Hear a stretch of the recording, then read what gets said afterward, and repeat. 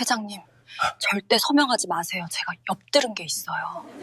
회사의 운명이 걸린 수천억짜리 계약서에 서명하려던 그 순간 가난한 신입 청소부인 다은이 다급하게 속삭였습니다.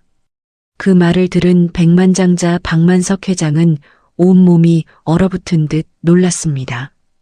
처음 보는 젊은 청소부의 눈빛이 너무나 간절해 보였어요. 그때 다은은 몰랐습니다. 자신의 이 행동이 자신의 인생과 박 회장의 인생 모두를 송두리째 뒤바꿀 줄은요. 도대체 이 계약서에 숨겨진 진실은 무엇이었을까요? 사연 시작 전 구독과 좋아요를 눌러주시고 어디서 듣고 계신지 댓글 남겨주시면 그곳으로 행운이 가득 깃들기를 바라겠습니다.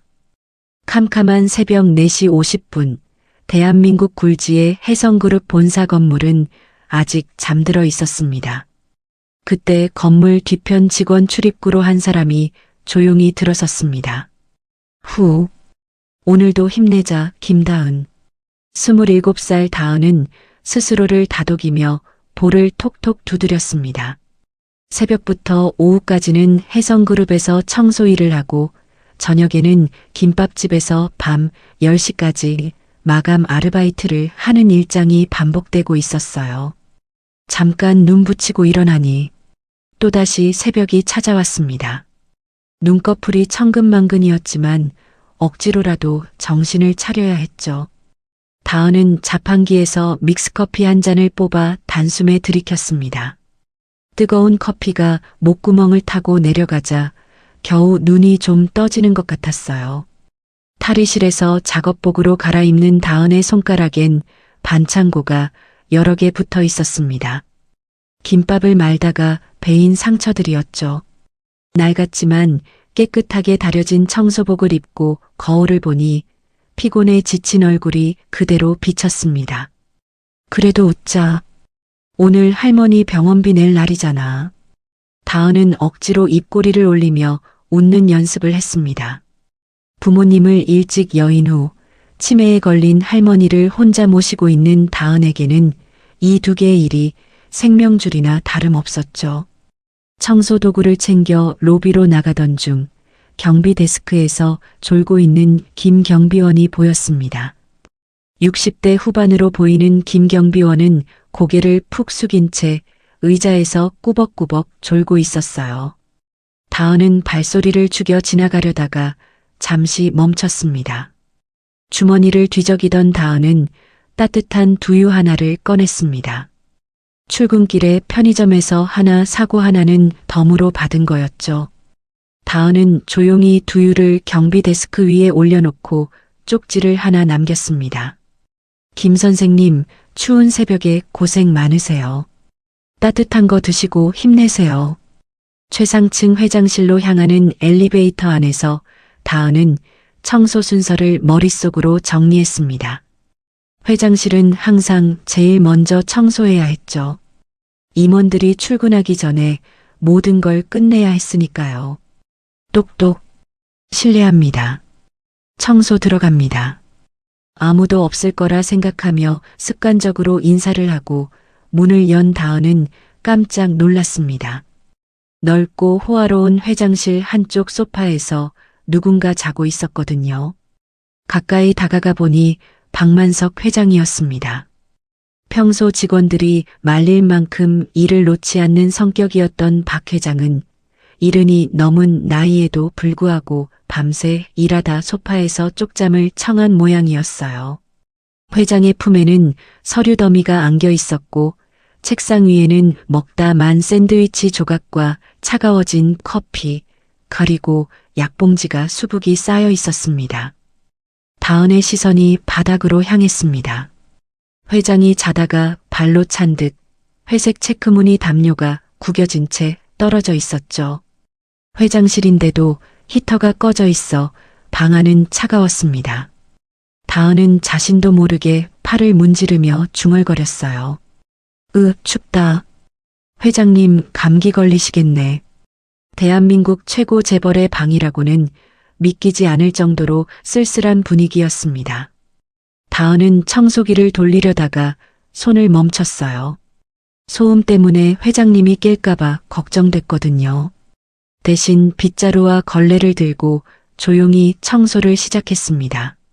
바닥을 닦던 다은은 떨어진 담요가 계속 신경 쓰였습니다. 잠시 망설이다가 담요를 집어들어 먼지를 탁탁 털었어요. 그리고는 정성스럽게 펴서 회장님의 어깨부터 발끝까지 꼼꼼하게 덮어드렸습니다. 탁자 위에 차가운 커피잔도 치웠습니다. 대신 자신의 보온병 뚜껑에 김이 모락모락 나는 둥글레차를 따랐어요. 할머니가 좋아하셔서 늘 들고 다니는 차였죠. 다은은 메모지를 찾아 정성스럽게 글씨를 썼습니다. 삐뚤빼뚤한 글씨였지만 진심이 담겨 있었어요. 회장님, 새벽 공기가 춥습니다. 식은 커피 드시면 배탈 나요. 따뜻한 차 드시고 힘내세요. 청소부 올림. 조용히 문을 닫고 나가는 다은의 뒤로 소파에 누워있던 만석의 눈꺼풀이 미세하게 떨렸습니다. 사실 그는 자고 있던 게 아니었어요. 너무 피곤해서 잠시 눈을 감고 있었을 뿐이었죠. 만석은 천천히 일어나 앉았습니다. 몸을 감싸고 있는 포근한 담요의 온기가 낯설었어요. 언제 마지막으로 누군가 이렇게 자신을 배려해줬던가요? 아내와 사별 후 자식들조차 돈만 바라보는 요즘, 얼굴도 모르는 청소부가 남긴 작은 배려가 그의 마음을 울렸습니다. 새로운 청소부인가? 만석은 떨리는 손으로 둥글레 차를 들어 한 모금 마셨습니다. 따뜻한 차가 목구멍을 타고 내려가자 차갑게 얼어붙었던 마음이 조금씩 녹아내리는 것 같았어요. 한편 복도로 나온 다은은 다음 청소구역으로 발걸음을 옮겼습니다. 오늘도 해야 할 일이 산더미였죠.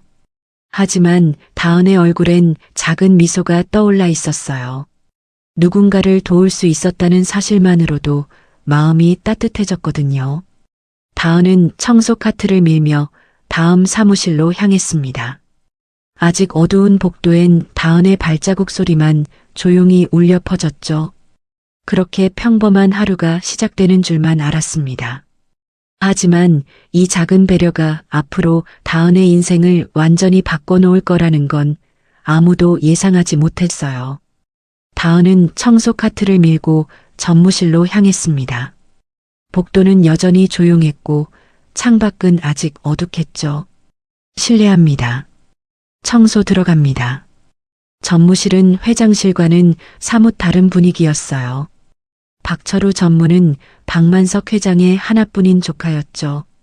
책상 위는 박 전무의 성격을 그대로 보여주듯 칼같이 정돈되어 있었습니다. 서류 한 장도 삐뚤어진 게 없었고 펜 하나도 제자리에 가지런히 놓여 있었죠. 다은은 먼지 하나 남기지 않으려고 꼼꼼하게 책상을 닦기 시작했습니다. 그런데 차갑기만 한 전무실에서 유일하게 따뜻한 느낌을 주는 것이 하나 있었어요. 바로 책상 한쪽에 놓인 액자 속 사진이었죠. 와, 정말 예쁘다. 다은은 나도 모르게 감탄했습니다. 사진 속에는 20살쯤 되어 보이는 젊은 여성이 환하게 웃고 있었어요. 전무의 딸이 분명했죠. 유학을 간다고 들었는데 아버지를 많이 닮은 예쁜 얼굴이었습니다. 유학 간 딸 보고 싶으시겠다. 다은은 액자를 조심스럽게 들어 올려 깨끗이 닦았습니다. 유리에 묻은 지문 하나까지 말끔히 지우고 제자리에 놓았어요. 누군가의 소중한 사람을 대하는 마음으로 정성을 다했죠. 책상을 정리하던 다은의 눈길이 이번에는 전무실 한쪽 벽에 있는 커다란 연간 달력에 닿았습니다. 그 달력에는 이상한 점이 하나 있었죠. 1년 365일 중 딱 2날짜만 빨간색 펜으로 동그라미가 쳐져 있었습니다. 하나는 10월 23일, 조그맣게 생일이라고 적힌 글씨. 전무 본인의 생일인 것 같았습니다. 그리고 11월 12일, 빨간색 펜으로 동그라미가 여러 번 그려져 있었어요. 그 밑에는 우리 공주님 생일이라는 메모가 적혀 있었습니다. 전무님도 딸 생일은 끔찍하게 챙기시네. 다은은 작게 중얼거렸어요. 평소에는 직원들을 대하는 태도가 차갑기로 소문난 박 전무였지만 딸에 대한 사랑만큼은 각별한 모양이었죠. 청소를 마치고 복도로 나온 다은은 다음 구역으로 이동하려다가 멈췄습니다. 비상구 문틈으로 누군가의 그림자가 어른거리는 게 보였거든요. 새벽 시간에 비상구 계단에 있는 사람이라니 이상했습니다. 다은은 본능적으로 몸을 숨겼어요. 무거운 방화문 뒤에 바짝 붙어 숨을 죽였죠. 문틈 사이로 낮은 목소리가 새어나왔습니다. 박 전무였어요. 목소리 낮춰. 누가 들으면 어쩌려고. 박 전무의 목소리는 평소보다 더 낮고 거칠었습니다. 마치 으르렁거리는 짐승 같았죠. 다은은 심장이 쿵쾅거리는 걸 느꼈어요. 뭔가 심상치 않은 대화가 오가고 있다는 걸 직감했거든요. 그래, 오늘 서명만 받으면 끝이야. 노인네 눈이랑 귀는 내가 다 막았어. 다은은 깜짝 놀라 입을 틀어막았습니다. 노인네라는 건 박만석 회장을 말하는 게 분명했어요. 도대체 무슨 도장을 찍는다는 걸까요? 회사 매각건 말이야. 서류는 다 준비됐고 오늘 서명만 받으면 돼. 그 노인네가 뭘 알겠어? 치매 온 것처럼 연기만 잘하면 되니까. 다은의 눈이 휘둥그레졌습니다. 회사 매각이라니요? 그것도 회장님 몰래? 이건 명백한 배신이었어요. 매각 대금 들어오면 바로 송금해. 우리 딸 학비 끊기면 당신들 다 죽을 줄 알아. 박 전무의 목소리에는 도끼가 가득했습니다. 딸을 위해서라면 뭐든 할 수 있다는 듯한 어조였죠. 이게 마지막 통화야. 오늘 이후로는 연락하지 마. 일 끝나면 난 바로 해외로 뜰 거니까. 통화를 끝낸 박 전무는 거칠게 숨을 몰아쉬었습니다. 그리고는 갑자기 휴대폰을 들어 올렸어요. 퍽! 박 전무는 휴대폰을 계단 모서리에 있는 힘껏 내리찍었습니다. 액정이 산산조각 나고 휴대폰이 완전히 꺼질 때까지 계속 내리찍었죠. 흔적은 남기면 안 되니까. 박 전무는 부서진 휴대폰을 들고 복도로 나왔습니다. 그리고는 복도 쓰레기통 뚜껑을 열고 깊숙한 곳에 휴대폰을 쑤셔 박았어요. 커피컵들과 휴지 더미 사이에 묻어버린 거죠. 옷깃을 여미며 빠르게 사라지는 박 전무의 뒷모습을 보며 다은은 다리가 풀려 그대로 주저앉을 뻔했습니다. 겨우 벽을 잡고 버텼죠. 방금 내가 뭘 들은 거지? 회사를 팔아넘긴다고? 회장님을 속여서? 심장이 미친 듯이 뛰었습니다. 이건 엄청난 비밀이었어요. 하지만 다은은 어떻게 해야 할지 몰랐습니다. 누구에게 말해야 할까요? 아무도 믿어주지 않을 것 같았어요. 청소부의 말을 누가 들어주겠어요? 한참을 망설이던 다은은 쓰레기통으로 다가갔습니다. 뚜껑을 열고 안을 들여다보니 커피컵들 사이에 부서진 휴대폰이 박혀 있었어요. 이런 걸 같이 버리면 위험한데 배터리라도 터지면 어쩌려고.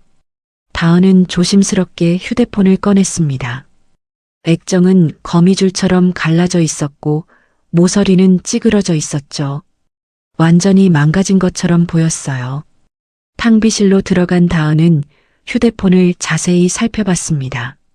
전원 버튼을 눌러봤지만 아무 반응이 없었어요. 완전히 고장났나? 그런데 문득 한 가지 생각이 떠올랐습니다. 겉은 망가졌어도 안은 멀쩡할 수도 있잖아요. 다은은 탕비실 서랍을 뒤져 충전기를 찾았습니다. 충전기를 꽂고 잠시 기다리자 놀라운 일이 일어났습니다. 짧은 진동과 함께 희미한 불빛이 새어나왔어요. 거미줄처럼 갈라진 액정 사이로 화면이 켜진 거였죠. 살아있네. 다은은 놀라면서도 안도했습니다. 하지만 곧 다른 문제가 나타났어요. 화면에는 비밀번호 입력 창이 떠 있었거든요. 비밀번호라. 이걸 어떻게 알아? 다은은 막막했습니다. 하지만 이 안에는 분명 박 전무의 범죄 증거가 들어있을 거예요. 회사를 구할 수 있는 유일한 증거였죠. 그때 다은의 머릿속에 박 전무의 말이 떠올랐습니다. 마지막 공중분해, 해외로 뜬다. 이 모든 게 오늘 일어날 일이었어요. 어떻게든 회장님께 알려드려야 해. 하지만 이 휴대폰을 들고 다니다가 걸리면 어떻게 될까요? 특히 진동이라도 울리면 큰일이었습니다. 다은은 주변을 둘러봤습니다. 그리고는 이동식 청소 카트에 걸려있는 걸레들이 눈에 들어왔어요. 맞아, 이거야. 다은은 가장 더럽고 냄새나는 걸레를 집어들었습니다. 휴대폰을 걸레로 겹겹이 싸서 둘둘 말았습니다. 그리고는 청소 카트 맨 밑바닥 걸레 수거함 가장 깊숙한 곳에 찔러 넣었어요. 다른 더러운 걸레들로 위를 덮으니 완벽했죠. 아무도 내 더러운 걸레통은 뒤지지 않을 거야. 다은은 안도의 한숨을 내쉬었습니다. 일단 증거는 확보했어요. 하지만 이제 어떻게 해야 할까요? 시계를 보니 벌써 7시 10분이었습니다. 곧 직원들이 출근하기 시작할 시간이었죠. 다은은 아무 일도 없었다는 듯 청소를 계속해야 했어요. 하지만 머릿속은 온통 복잡했습니다. 오늘 무슨 일이 일어날지, 그리고 자신이 어떤 선택을 해야 할지. 한 가지 확실한 건 이대로 가만히 있을 수는 없다는 거였어요. 회장님, 제가 어떻게든 도와드릴게요. 다은은 작게 다짐하며 청소 카트를 밀고 복도로 나갔습니다. 평범한 청소부의 하루는 이렇게 운명의 소용돌이 속으로 빠져들고 있었죠. 그 이후로도 다은은 아무렇지 않은 척 평소처럼 청소를 계속했습니다. 사무실 하나를 정리하고 복도를 닦고 휴지통들을 비우고 몸은 움직였지만 머릿속은 한순간도 조용하지 않았습니다. 서명식, 아마 10시쯤 시작일 텐데. 복도에서 몰래 들은 대로 오늘은 혜성그룹의 운명을 결정지을 중요한 서명식이 열리는 날이었죠. 청소 카트 아래에 숨겨둔 휴대폰이 이상하게도 더 무겁게 느껴졌어요. 회장님을 직접 만나 진실을 전할 기회를 찾아야 했지만 청소부가 회장님을 따로 만날 길은 사실상 없었습니다. 복도 끝에서 행사팀 직원들이 분주하게 움직이는 모습이 보였습니다. 커다란 카트에 와인잔과 물병을 실어 나르고 있었고 대강당 쪽에서는 마이크 테스트 소리가 흘러나왔습니다. 오전 9시 50분. 다은은 청소 카트를 끌고 강당 근처까지 다가갔습니다. 문틈 사이로 기자들이 자리 잡는 모습, 빛나는 조명 장비들, 행사 담당자들이 뛰어다니는 모습이 보였죠. 드디어 시작이구나. 제발 기회가 와줘야 하는데. 다은은 일부러 강당 근처 청소구역을 맡았습니다. 언제 올지 모를 기회라도 있기를 바라면서요. 하지만 손은 떨렸고 청소용 수건을 쥔 손바닥엔 땀이 배어 있었습니다. 오전 10시 정각 혜성그룹 본사 대강당은 화려한 조명 아래 긴장감이 감돌고 있었습니다. 수십 명의 기자들이 카메라를 들고 대기하고 있었고 외국계 투자회사 대표들도 정장을 빼입고 자리에 앉아 있었습니다. 다은도 조심히 문을 열고 들어가 무대 옆에 살며시 자리를 잡았어요. 신사숙녀 여러분, 지금부터 혜성그룹과 글로벌 인베스트먼트 간의 전략적 제휴 서명식을 진행하겠습니다. 사회자의 목소리가 마이크를 통해 울려 퍼졌어요. 단상 위에는 만석이 위엄 있게 앉아 있었고 단상 뒤에는 박철우 전무가 서 있었습니다. 박 전무의 얼굴엔 감출 수 없는 흥분이 서려 있었죠. 오늘만 되면 모든 게 끝날 테니까요. 한편 무대 옆에서 다은과 함께 대기하던 20살 남짓한 아르바이트생이 은쟁반을 들고 긴장한 표정으로 서 있었습니다. 쟁반 위에는 서명 식후 건배를 위한 고급 와인 2잔이 놓여 있었죠. 붉은색 와인이 수정잔 속에서 루비처럼 빛나고 있었어요. 자, 이제 들어가세요. 행사 담당자의 신호에 아르바이트생은 조심스럽게 발걸음을 옮겼습니다. 수많은 시선이 단상으로 집중되는 가운데 그는 떨리는 손으로 쟁반을 꼭 잡고 테이블로 다가갔어요. 바로 그때였습니다. 찰칵, 찰칵. 수십 대의 카메라 플래시가 일제히 터졌어요. 갑작스러운 성광에 아르바이트생은 순간 눈이 부셔 움찔했습니다. 그리고 다음 발걸음을 내딛는 순간 바닥에 대충 테이핑된 굵은 마이크 선에 발이 걸렸습니다. 중심을 잃은 아르바이트생의 몸이 앞으로 쏠렸고 쟁반도 함께 기울어졌어요. 2잔의 붉은 와인이 공중에서 호를 그리며 쏟아졌습니다. 그 와인은 하필이면 만석의 회색 정장 바지와 구두 위로 고스란히 떨어졌어요. 하얀 테이블보에도 붉은 얼룩이 번졌고 고급 카페까지 와인으로 물들었습니다. 어머, 세상에. 장례는 순식간에 아수라장이 되었습니다. 기자들은 더 자극적인 사진을 찍으려고 셔터를 눌러댔고 외국인 투자자들은 당황한 표정으로 수군거렸죠. 박전무의 얼굴이 벌겋게 달아올랐습니다. 완벽해야 할 서명식이 엉망이 되어버린 거예요. 뭐 하는 거야? 당장 치워. 박전무가 고함을 지르려는 순간 행사 담당자가 재빨리 손짓을 했습니다. 무대 옆에서 대기하던 다은이 마른 수건과 양동이를 들고 뛰어 올라왔어요. 아르바이트생은 자신이 저지른 실수에 얼굴이 하얗게 질려 있었습니다. 깨진 와인잔 조각들과 붉은 얼룩을 보며 어쩔 줄 몰라 했죠. 죄송합니다. 제가. 다은은 당황한 아르바이트생에게 다가가 어깨를 가볍게 토닥였습니다. 그리고 따뜻하고 침착한 목소리로 말했어요. 괜찮아요. 실수는 누구나 해요. 제가 할게요. 유리 조각 때문에 위험하니까 뒤로 물러나 있어요. 다은의 차분한 목소리에 아르바이트생은 겨우 정신을 차렸습니다. 고개를 숙인 채 무대 뒤로 물러났죠. 다은은 즉시 만석 앞으로 다가가 무릎을 꿇었습니다. 실례하겠습니다, 회장님. 다은은 바닥을 닦기 전에 먼저 만석의 젖은 바짓단과 구두를 닦기 시작했어요.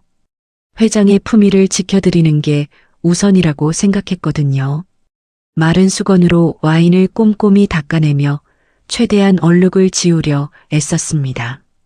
만석은 처음엔 당황스러웠지만 자신의 발치에서 정성스럽게 일하는 다은을 보며 묘한 기분이 들었어요. 어디선가 본 듯한 느낌이었죠. 그러다 문득 깨달았습니다. 오늘 새벽 자신에게 담요를 덮어주고 따뜻한 차를 남겨둔 청소부가 바로 이 아이였구나. 한편 단상 뒤편에 서 있던 박전무는 초조하게 발을 동동 굴렀습니다. 기자들이 보고 있어서 다가가서 소리칠 수도 없었죠. 시계를 보니 벌써 10분이나 지체되고 있었어요. 아오, 저 여자는 또 뭐야?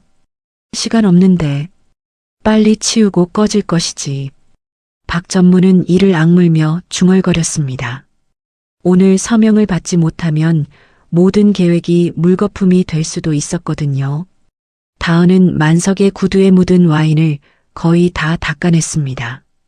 그리고 잠시 고개를 들어 만석과 눈을 마주쳤어요. 주변의 웅성거림 속에서 오직 두 사람만 들을 수 있는 작은 목소리로 속삭였습니다. 회장님, 절대 서명하지 마세요. 만석의 눈썹이 미세하게 움직였습니다. 평범한 청소부가 갑자기 이런 말을 하다니요? 다은은 재빨리 덧붙였어요. 전무님이 통화하는 걸 들었어요. 이게 마지막이라고. 서명하면 도망가실 거예요. 순간 만석은 등골이 서늘해지는 걸 느꼈습니다. 박 전무가 최근 들어 이상하게 서명을 재촉하던 게 떠올랐어요. 그리고 자신을 치매 환자 취급하며 서류 내용을 제대로 설명하지 않았던 것도요. 다은은 아무 일 없다는 듯 다시 고개를 숙이고 바닥에 와인 자국을 닦기 시작했습니다. 그리고는 평소보다 큰 목소리로 말했어요. 죄송합니다, 회장님. 금방 깨끗이 치우겠습니다. 다은은 빈 쟁반과 더러워진 수건을 들고 재빨리 무대를 내려갔습니다. 마치 아무 일도 없었다는 듯이요. 박 전무는 다은이 만석에게 뭔가 속삭이는 걸 봤지만 거리가 멀어서 무슨 말을 했는지는 전혀 듣지 못했습니다. 다만 만석이 멍하니 다은의 뒷모습을 바라보는 게 이상할 뿐이었죠. 뭘 그렇게 보고 계십니까? 박 전무는 가식적인 미소를 지으며 만석에게 다가갔습니다. 회장님, 옷은 나중에 갈아입으시면 됩니다. 기자들도 기다리고 있고 시간 관계상 서명부터 하시죠. 어차피 형식적인 거잖습니까? 박 전무는 서류를 만석 앞으로 밀며 펜을 건넸어요. 눈빛에는 초조함이 가득했죠.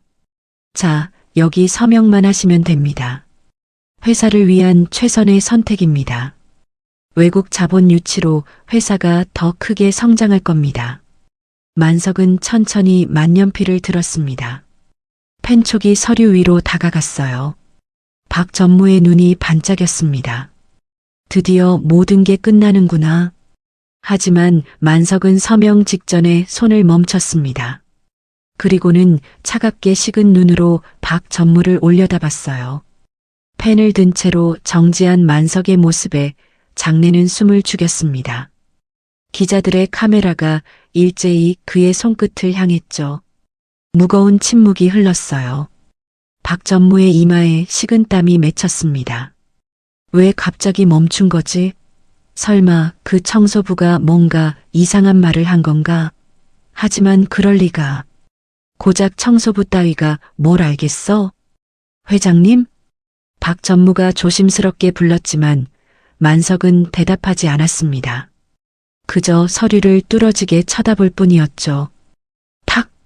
만석이 만년필 뚜껑을 닫는 소리가 고요한 장내에 크게 울렸습니다. 마이크가 그 작은 소리까지 증폭시켜 스피커로 내보냈어요. 회장님, 서명 안 하십니까? 박 전무의 목소리가 떨렸습니다. 애써 평정심을 유지하려 했지만 초조함이 묻어났죠. 만석은 한 손으로 이마를 짚으며 고개를 저었습니다. 갑자기 현기증이 나는군. 글씨가 안 보여. 네. 아니, 지금 기자들도 있고 상대방 대표도 와 있는데 그게 무슨... 박 전무가 다급하게 말했지만 만석은 단호하게 손을 들어 말을 끊었습니다. 내 몸이 안 좋다는데 뭐가 그렇게 급한가? 정회하게. 만석의 목소리에는 분노가 서려 있었어요. 평소 온화했던 그가 이렇게 화를 내는 건 극히 드문 일이었죠. 만석은 지팡이를 짚고 비틀거리며 일어났습니다. 연기인지 진짜인지 알 수 없는 모습이었어요. 하지만 분명한 건 서명할 의사가 전혀 없다는 거였죠. 장내가 술렁이기 시작했습니다. 무슨 일이지? 서명 안 하시나 봐. 회장님 건강이 안 좋으신가? 기자들은 예상치 못한 상황에 흥분하며 셔터를 눌러댔습니다. 해성그룹 회장, 서명식 도중 중단 같은 자극적인 제목이 벌써부터 그들의 머릿속을 맴돌았죠. 외국계 펀드 대표 스티브가 일어나며 불만스러운 표정을 지었습니다. 이게 무슨 일입니까? 우리는 뉴욕에서 이 계약을 위해 날아왔는데. 박 전무가 황급히 스티브에게 달려갔어요. 죄송합니다. 회장님이 갑자기 몸이 안 좋으셔서 잠시만 기다려주시면. 하지만 만석은 이미 경호원들의 부축을 받으며 강당을 빠져나가고 있었습니다. 그의 뒷모습은 확고했어요. 오늘은 절대 서명하지 않겠다는 의지가 보였죠. 무대 한쪽에서 이 광경을 지켜보던 다은은 안도의 한숨을 내쉬었습니다. 일단 서명은 막았어요. 하지만 이게 끝이 아니라는 걸 알고 있었죠. 박 전무가 가만히 있을 리 없으니까요. 다은은 청소 카트를 밀고 천천히 강당을 빠져나갔습니다. 카트 밑바닥 깊숙한 곳에 숨겨둔 휴대폰의 무게가 천근처럼 느껴졌어요. 하지만 후회는 없었습니다. 다은은 옳은 일을 했다고 믿었으니까요. 이제 남은 건 이 위험한 증거를 어떻게 지켜낼 것인가 하는 문제였죠. 한편 박 전무는 당황해서 어쩔 줄 몰랐습니다. 완벽하게 준비한 계획이 와인 한 잔 때문에 엉망이 되다니요. 아니, 정말 와인 때문일까요? VIP 대기실로 향하는 복도에서 박 전무는 스티브와 다른 투자자들에게 연신 고개를 숙였습니다. 정말 죄송합니다. 회장님이 연세가 있으셔서 요즘 기억력도 좀 오락가락하시고 치매 기운이 있으셔서 박 전무는 일부러 치매라는 단어를 강조했어요. 나중에 법적 문제가 생기면 이용할 수 있을 거라 생각했거든요. 내일 다시 자리를 만들겠습니다. 제가 책임지고 서명 받아내겠습니다. 투자자들은 불쾌한 표정으로 고개를 저었습니다. 미스터 박, 우리가 얼마나 바쁜지 알잖습니까? 내일까지만 기다립니다. 만약 또 이런 일이 생기면 스티브는 말끝을 흐렸지만 그 의미는 분명했어요. 계약이 파기될 거라는 협박이었죠. 투자자들이 떠나고 홀로 남은 박 전무는 복도에 놓인 화분을 발로 걷어찼습니다. 젠장! 화분이 쓰러지며 흙이 쏟아졌어요. 박 전무의 분노가 얼마나 큰지 보여주는 장면이었죠. 그는 주먹을 불끈 쥐며 생각에 잠겼습니다. 분명 들어오기 전까지는 회장이 멀쩡했어요. 서명할 준비도 되어 있었고요. 그런데 갑자기 왜 마음을 바꾼 걸까요? 와인 쏟은 것 때문에? 아니야, 그 정도로 화낼 사람이 아니야. 박 전무의 머릿속에 한 장면이 스쳐 지나갔습니다. 바닥에 무릎 꿇고 있던 청소부. 회장의 구두를 닦으며 뭔가 속삭이던 모습. 설마 그 청소부가? 박 전무는 청소부의 얼굴을 떠올려 봤어요. 평범하고 어린 얼굴이었죠. 그런데 왜 그렇게 열심히 회장의 구두를 닦았을까요? 그리고 무슨 말을 했기에 회장이 갑자기 태도를 바꾼 걸까요? 그때 박 전무의 가슴이 철렁했습니다. 혹시 오늘 아침 비상구에서 박 전무는 서둘러 비상구로 향했습니다. 아침에 휴대폰을 버렸던 그곳이었죠. 복도 쓰레기통 앞에서 멈춘 그는 뚜껑을 열어젖혔어요. 커피컵들, 휴지 뭉치들. 하지만 가장 중요한 건 없었습니다. 깨진 휴대폰이 사라진 거예요. 아, 이것 봐라. 박 전무는 허탈하게 웃었습니다. 누군가 가져간 게 분명했어요. 청소부들이 쓰레기를 치웠을 수도 있지만 그의 직감은 다른 걸 가리키고 있었죠. 박 전무는 즉시 휴대폰을 꺼내 보안팀장에게 전화를 걸었습니다. 나야. 보안팀장. 네, 전무님. 아까 행사장에서 청소하던 여자 있었지? 와인 닦던 애 말이야. 네, 기억합니다. 지금 당장 CCTV 확인해봐. 오늘 아침 6시부터 지금까지 그 여자가 어디서 뭘 했는지 전부 다. 박 전무의 목소리는 낮고 차가웠어요. 특히 비상구 쪽이랑 2층 복도 쓰레기통 근처를 중점적으로 봐. 뭔가 이상한 행동이 없었는지. 알겠습니다. 근데 무슨 일이? 말 말고 빨리 확인해. 그리고 박 전무는 잠시 말을 멈췄다가 덧붙였어요. 내 물건을 가져간 것 같으니까 찾으면 조용히. 아주 조용히 내 방으로 데려와. 전화를 끊은 박 전무는 주머니에서 지갑을 꺼내 만지작거렸습니다. 머릿속으로는 벌써 다음 시나리오를 짜고 있었죠. 만약 그 청소부가 내 휴대폰을 가져갔다면 도둑으로 몰면 되지. 박전무의 입가에 차가운 미소가 번졌어요. 고작 청소부 하나쯤이야 얼마든지 처리할 수 있었으니까요.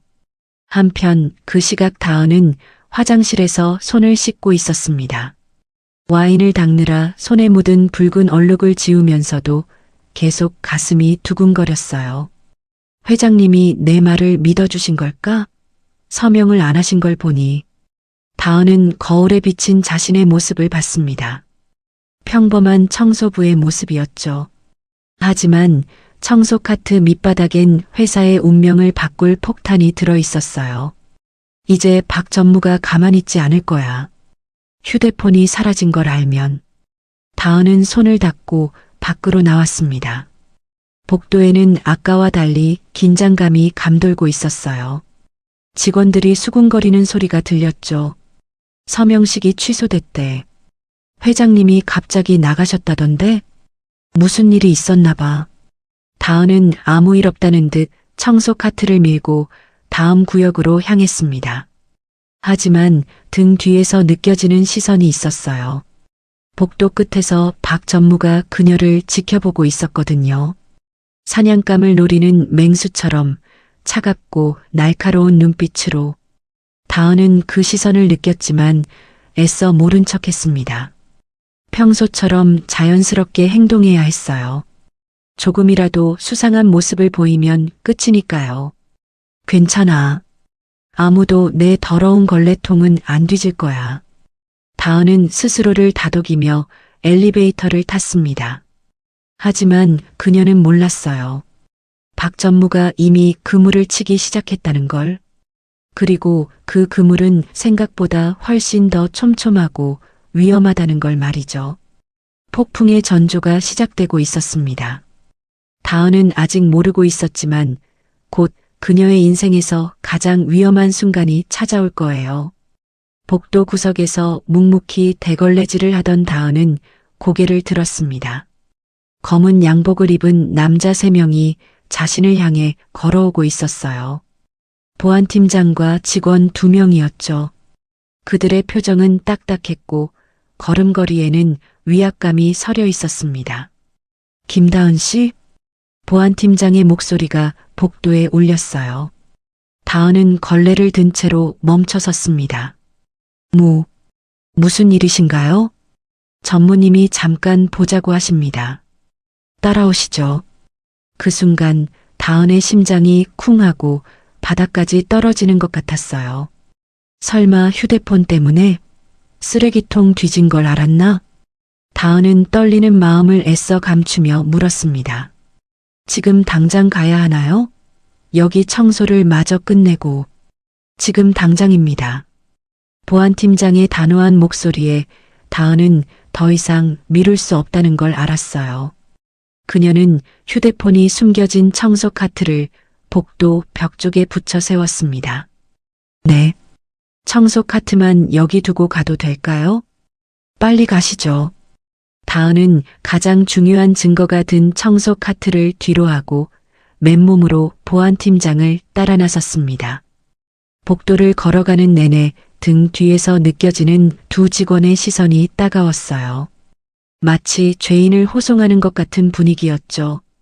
엘리베이터를 타고 올라가는 동안 다은은 머릿속으로 빠르게 생각했습니다. 침착해야 해. 아무것도 모르는 척해야 해. 절대 당황한 모습을 보이면 안 돼. 한편 그 시각 박 전무는 자신의 집무실에서 초조하게 서성이고 있었습니다. 젠장, CCTV에는 복도를 지나가는 것만 찍혔어. 쓰레기통 쪽은 하필 사각지대라 줍는 장면이 없잖아. 박 전무는 이를 악물었어요. 하지만 시간대를 따져보면 그 청소부가 휴대폰을 가져간 게 확실했습니다. 그래, 어디 한번 끝까지 가보자. 똑똑. 전무님, 김다은 씨를 데려왔습니다. 들어와. 문이 열리고 다은이 들어섰습니다. 그녀의 눈이 순간 커졌어요. 테이블 위에 자신의 낡은 에코백이 덩그러니 놓여 있었거든요. 분명 탈의실 락커에 넣어뒀던 가방이었습니다. 이게 왜 여기 있습니까? 제 허락도 없이 라커를 여신 거예요? 다은의 목소리에는 분노가 섞여 있었습니다. 하지만 박 전무는 코웃음을 쳤어요. 도둑 잡는데 허락이 무슨 필요야? 도둑이라뇨? 아까 내 방 청소했지? 내 지갑이 없어졌어. 다은은 어이가 없었습니다. 분명 휴대폰을 찾고 있으면서 지갑 타령을 하다니요. 저는 손대지 않았습니다. 전무님 방에서 지갑 같은 건 본 적도 없어요. 그래, 그럼 확인해 보면 되겠네. 박 전무가 손짓하자 보안팀장이 다가왔습니다. 보안팀장, 털어봐. 가방이랑 주머니 싹 다. 이건 엄연히 사생활 침해. 다은이 항의하려 했지만 소용없었어요. 보안 요원이 거칠게 다은의 가방을 집어들어 테이블 위에 거꾸로 쏟아부었습니다. 찰그랑. 가방 속 물건들이 테이블 위로 쏟아졌어요. 할머니의 약봉지, 낡은 동전 지갑, 버스카드, 핸드크림, 반창고, 메모장. 보안 요원은 다은의 앞치마 주머니까지 뒤집어 탈탈 털었습니다. 하지만 나온 건 휴지 몇 장과 볼펜 한 자루뿐이었죠. 박 전무의 시선은 테이블 위의 물건들을 훑고 있었습니다. 하지만 그가 찾는 건 지갑이 아니었어요. 깨진 휴대폰을 찾느라 혈안이 되어 있었죠. 이게 다야? 더 없어? 박 전무의 목소리에는 초조함이 묻어났습니다. 안주머니까지 뒤져봐. 꼼꼼히. 보안 요원들이 다은의 옷주머니를 모두 뒤졌지만 아무것도 나오지 않았어요. 보안팀장이 난처한 표정으로 고개를 저었습니다. 전무님, 아무것도 나오지 않습니다. 박 전무의 얼굴이 불그락푸르락했어요. 심증은 확실한데 물증이 없었거든요. 분명 쓰레기통에서 휴대폰만 사라졌는데 어디다 숨겼지? 아니면 진짜 다른 놈인가? 박 전무는 주먹을 불끈 쥐었다가 폈습니다. 그리고는 갑자기 책상을 쾅 하고 내리쳤어요. 어디다 숨겼어? 다은은 놀라서 움찔했지만 곧 정신을 차리고 말했습니다. 숨긴 게 없습니다. 저는 정말 아무것도 가져가지 않았어요. 박 전무는 차가운 눈으로 다은을 노려봤습니다. 그리고는 심호흡을 하며 말했어요. 아니, 됐어. 지갑 도둑 의심받는 사람이랑은 같이 일 못해. 네. 당신 오늘부로 해고야. 당장 나가. 다은의 눈에 눈물이 맺혔습니다. 억울함과 분노가 한꺼번에 밀려왔어요. 증거도 없이 남의 가방까지 뒤져놓고 이러시는 게 어디 있습니까? 이건 부당해고예요. 시끄러워. 박 전무가 소리를 질렀습니다. 보안팀장, 뭐해 안 끌어내고. 이 여자 오늘부로 출입 금지야. 건물 얼씬도 못하게 해. 보안 요원들이 다은의 양팔을 잡았습니다. 다은은 억울해서 눈물이 났지만 한편으로는 안도의 한숨을 내쉬었어요. 휴대폰을 빼앗기지 않았으니까요. 잠깐만요. 제 물건은 챙겨가야죠. 다은이 테이블 위에 흩어진 자신의 물건들을 서둘러 가방에 담았습니다. 할머니 약봉지를 조심스럽게 챙기는 그녀의 손이 떨렸어요. 보안 요원들에게 끌려가듯 전무실을 나온 다은은 엘리베이터를 타고 1층 로비로 내려왔습니다. 직원들의 시선이 따가웠지만 다은은 고개를 꼿꼿이 들었어요. 잘못한 게 없으니까요. 아, 잠깐만요. 로비를 나서려던 다은이 멈춰섰습니다. 제가 쓰던 청소도구는 가져가야죠. 개인 물건도 있고. 보안팀장이 잠시 망설이다가 고개를 끄덕였습니다. 빨리 가져오세요. 같이 갑시다. 다은은 보안 요원들의 감시 아래 복도로 돌아갔습니다. 벽에 세워둔 청소 카트가 그대로 있었어요. 그 모습을 보자 다은의 심장이 빠르게 뛰기 시작했습니다. 다은은 청소 카트에서 자신의 물건인 척 고무장갑과 작은 수건 몇 개를 꺼냈습니다. 그리고는 마지막으로 카트 맨 밑바닥에 있는 더러운 걸레 뭉치를 집어들었어요. 이것도 제 겁니다. 집에서 가져온 걸레예요. 다은은 냄새나는 걸레 뭉치를 그대로 가방에 쑤셔 넣었습니다. 보안 요원들이 인상을 찌푸렸어요. 그런 더러운 걸 제 걸레예요. 이것도 검사하실 건가요? 다은이 걸레를 들어보이자 보안 요원들이 뒤로 물러섰습니다.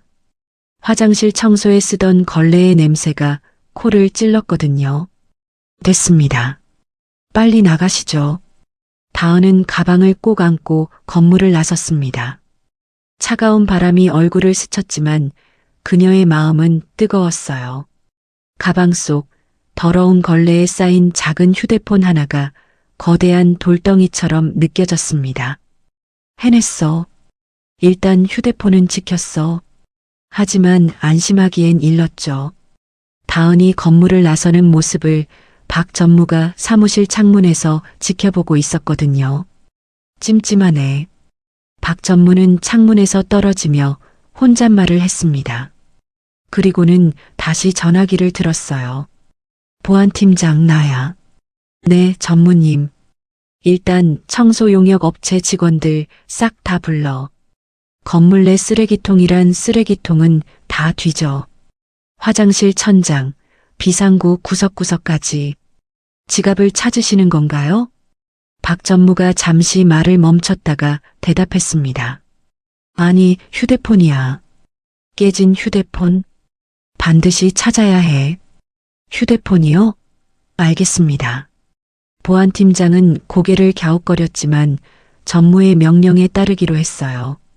전화를 끄는 박 전무는 다시 인터폰을 눌렀습니다. 비서실 나야. 방금 나간 청소부 있지? 김다은이라고. 네, 전무님. 그 여자 신상정보 다 조사해.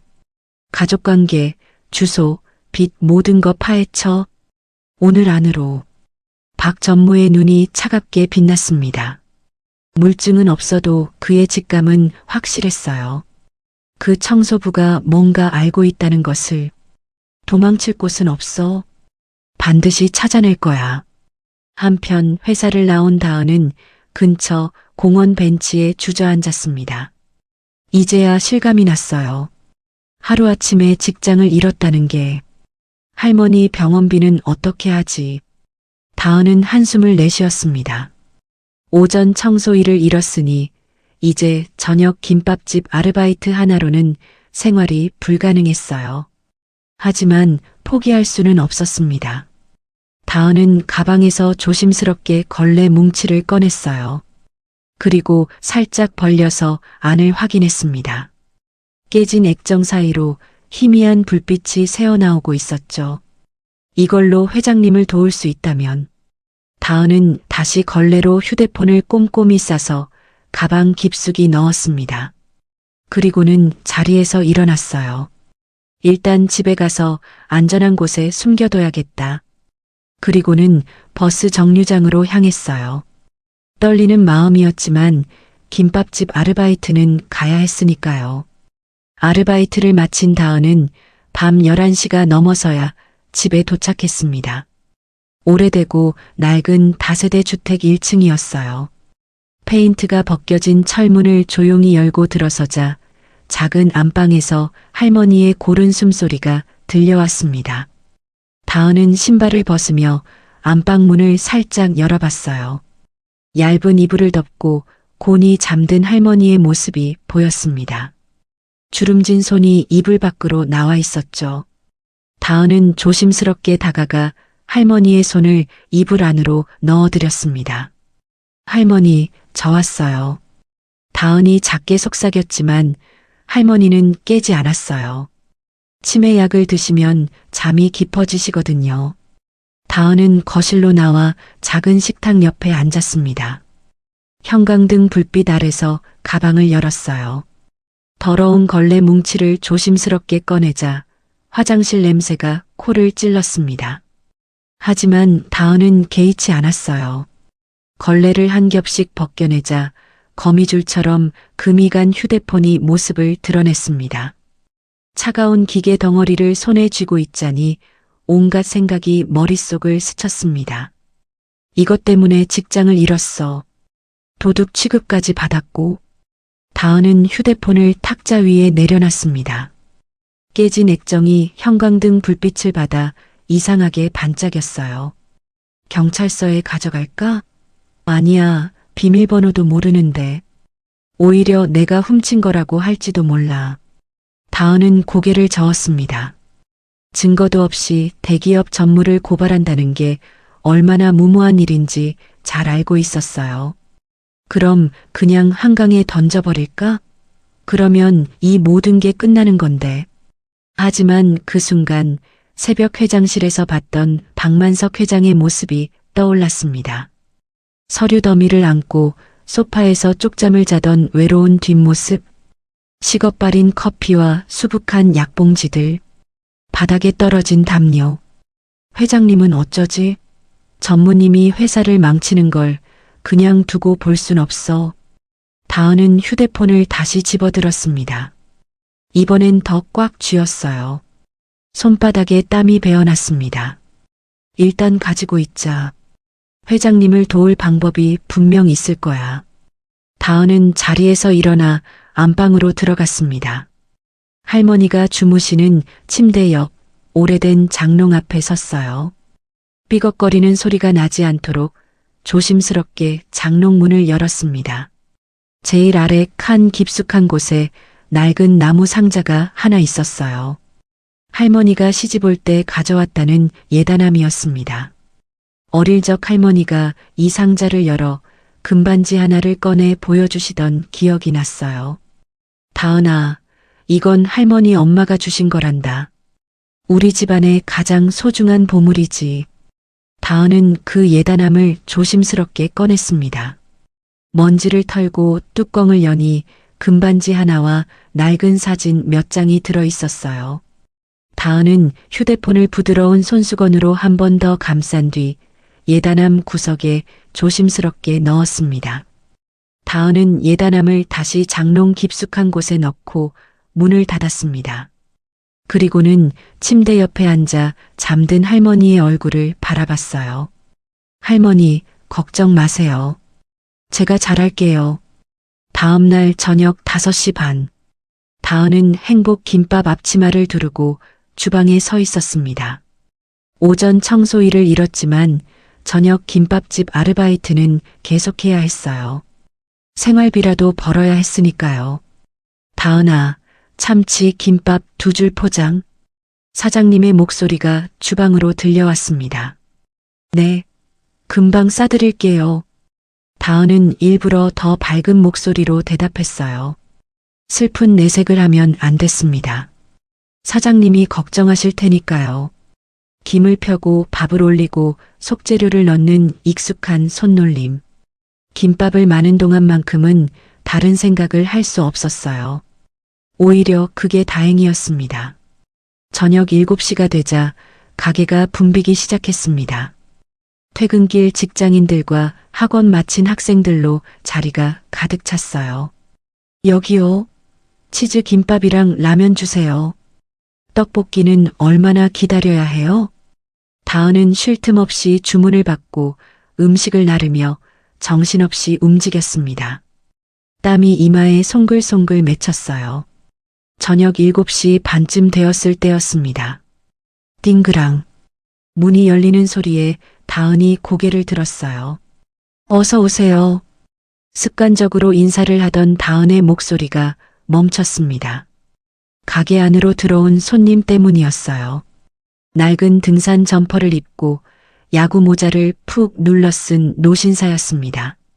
언뜻 보면 평범한 할아버지 같았지만 다은은 그 걸음걸이를 알아봤어요. 등을 곧게 펴고 걷는 자세, 지팡이를 짚는 품격 있는 손놀림. 회장님? 다은은 깜짝 놀라 물컵을 떨어뜨릴 뻔했습니다. 회장님이 왜 여기에? 그것도 이런 초라한 차림으로? 만석은 다은과 눈이 마주치자 검지를 입술에 갖다 댔습니다. 쉬타는 제스처였어요. 그리고는 가게 구석, 사람들 눈에 잘 띄지 않는 테이블로 조용히 걸어가 앉았습니다. 다은은 당황한 마음을 진정시키려 애썼어요. 손님들이 쳐다보고 있었거든요. 물통과 메뉴판을 들고 만석의 테이블로 다가갔습니다. 어서 오세요. 주문 도와드릴. 물컵을 놓으려던 다은의 손이 미세하게 떨렸습니다. 만석은 모자를 살짝 올려 다은을 똑바로 쳐다봤어요. 주름진 얼굴이지만 눈빛만은 형광등 아래서도 또렷했습니다. 여기서 제일 싼 김밥 한 줄 주게. 만석의 목소리는 낮고 차분했어요. 마치 정말 김밥을 먹으러 온 손님처럼 자연스러웠습니다. 다은은 주위를 힐끗 살폈습니다. 다행히 다른 손님들은 자기 음식 먹느라 정신이 없었어요. 다은은 떨리는 목소리로 대답했습니다. 네, 알겠습니다. 김밥 한 줄 나갑니다. 다은은 주방으로 돌아가 김밥을 말기 시작했습니다. 하지만 손이 제대로 움직이지 않았어요. 머릿속이 복잡했습니다. 회장님이 어떻게 여길 찾아오셨지? 날 만나러 온 건가? 아니면 우연히? 김밥을 다 말고 예쁘게 썰어 접시에 담았습니다. 손이 떨려서 칼질이 삐뚤었지만 어쩔 수 없었어요. 다은은 김밥을 들고 박 회장의 테이블로 갔습니다. 김밥 나왔습니다. 고맙네. 만석은 김밥을 받아들고 젓가락을 집었습니다. 하지만 먹지는 않았어요. 그저 김밥을 바라보고만 있었습니다. 다은은 다시 주방으로 돌아갔지만 마음이 계속 신경 쓰였습니다. 손님들 주문을 받고 음식을 나르면서도 자꾸만 회장님 쪽을 쳐다보게 됐어요. 시간이 흘러 저녁 8시가 되자 손님들이 하나둘 빠져나가기 시작했습니다. 가게 안이 조금씩 한산해졌어요. 만석은 여전히 구석자리에 앉아 있었습니다. 김밥은 한 입도 먹지 않은 채 그대로였어요. 다은은 사장님을 돌아봤습니다. 사장님은 설거지를 하느라 뒤편에 계셨어요. 사장님, 잠깐 화장실 다녀올게요. 그래, 다녀와. 다은은 앞치마를 벗어 걸고 만석의 테이블로 다가갔습니다. 주위를 살피고 조심스럽게 의자를 빼앉았어요. 회장님, 다은이 작은 목소리로 불렀습니다. 만석은 모자를 벗어 무릎에 올려놓았습니다. 흰머리가 드러났지만 표정은 온화했어요. 해고당했다지? 미안하네. 나 때문에. 만석의 목소리에는 진심 어린 미안함이 담겨 있었습니다. 아닙니다. 제가 주제넘게 나서서. 다은은 고개를 저었어요. 하지만 눈시울이 붉어졌습니다. 그동안 참았던 감정이 북받쳐 올랐거든요. 만석은 잠시 말없이 다은을 바라봤습니다. 그리고는 주먹을 쥐며 말했어요. 묻고 싶은 게 있어서 왔네. 어제 행사장에서 내게 한 말일세. 정말 철우 통화를 들은 건가? 확실한가? 만석의 눈빛이 진지해졌습니다. 다은은 잠시 망설였어요. 하지만 이미 돌이킬 수 없다는 걸 알고 있었습니다. 다은은 주위를 다시 한번 살폈습니다. 다른 손님들은 멀리 떨어져 있었고 사장님은 여전히 설거지 중이었어요. 다은은 목소리를 더 낮췄습니다. 네. 전무님이 비상구에서 통화하는 걸 우연히 들었습니다. 회사를 공중분해시키고 해외로 뜬다고 하셨어요. 만석의 턱이 미세하게 떨렸습니다. 그리고 다은은 말을 잠시 멈췄습니다. 다음 말을 하면 정말 돌이킬 수 없을 것 같았거든요. 하지만 만석의 눈을 보자 용기가 났습니다. 전무님이 버린 휴대폰을 제가 가지고 있습니다. 뭐라고? 만석의 눈이 커졌습니다. 테이블 위를 짚은 손에 힘이 들어갔어요. 쓰레기통에서 주웠습니다. 전무님이 직접 부수고 버리신 거예요. 분명 그 안에 중요한 증거가 있을 겁니다. 지금 어디 있나? 집에 안전하게 숨겨뒀습니다. 근데 다은의 목소리가 작아졌습니다. 비밀번호가 걸려 있어서 내용은 못 봤어요. 전무님이 그걸 찾으려고 제 가방까지 뒤지고 저를 쫓아내셨습니다. 분명 그 안에 결정적인 게 있을 거예요. 만석은 한참 동안 아무 말이 없었습니다. 그저 떨리는 손으로 물컵을 들어 물을 한 모금 마셨어요. 그리고는 천천히 손을 뻗어 다은의 거친 손등을 덮었습니다. 따뜻한 온기가 전해졌어요. 자네가 회사를 살렸어. 만석의 목소리가 잠겼습니다. 아니, 늙은 나를 살렸네. 그 휴대폰 절대 뺏기면 안 되네. 내가 반드시 자네를 지켜주겠네. 다은의 눈에서 눈물이 주르륵 흘러내렸습니다. 그동안 혼자 감당하기 너무 무거웠던 짐을 드디어 나눌 수 있다는 안도감 때문이었어요. 내일까지 내가 방법을 찾아보겠네. 그 휴대폰 절대 다른 사람한테 보여주면 안 되네. 네, 회장님. 알겠습니다. 다은은 눈물을 닦으며 고개를 끄덕였습니다. 만석은 자리에서 일어나며 모자를 다시 눌렀었어요. 그럼 내일 보세. 조심해서 들어가고. 만석이 가게 문을 나서자 다은은 안도의 한숨을 내쉬었습니다. 이제 혼자가 아니었어요. 든든한 편이 생겼다는 것만으로도 마음이 한결 가벼워졌습니다. 다음 날 아침 10시 박 전무는 자신의 집무실에서 창밖을 노려보고 있었습니다. 밤새 한숨도 제대로 못 잤는지 눈밑이 시커멓게 그을렸어요.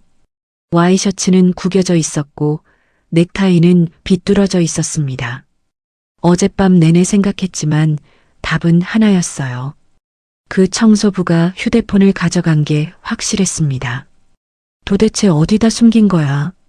박 전무는 이를 악물었습니다. 그때 노크 소리가 들렸어요. 똑똑똑. 들어와.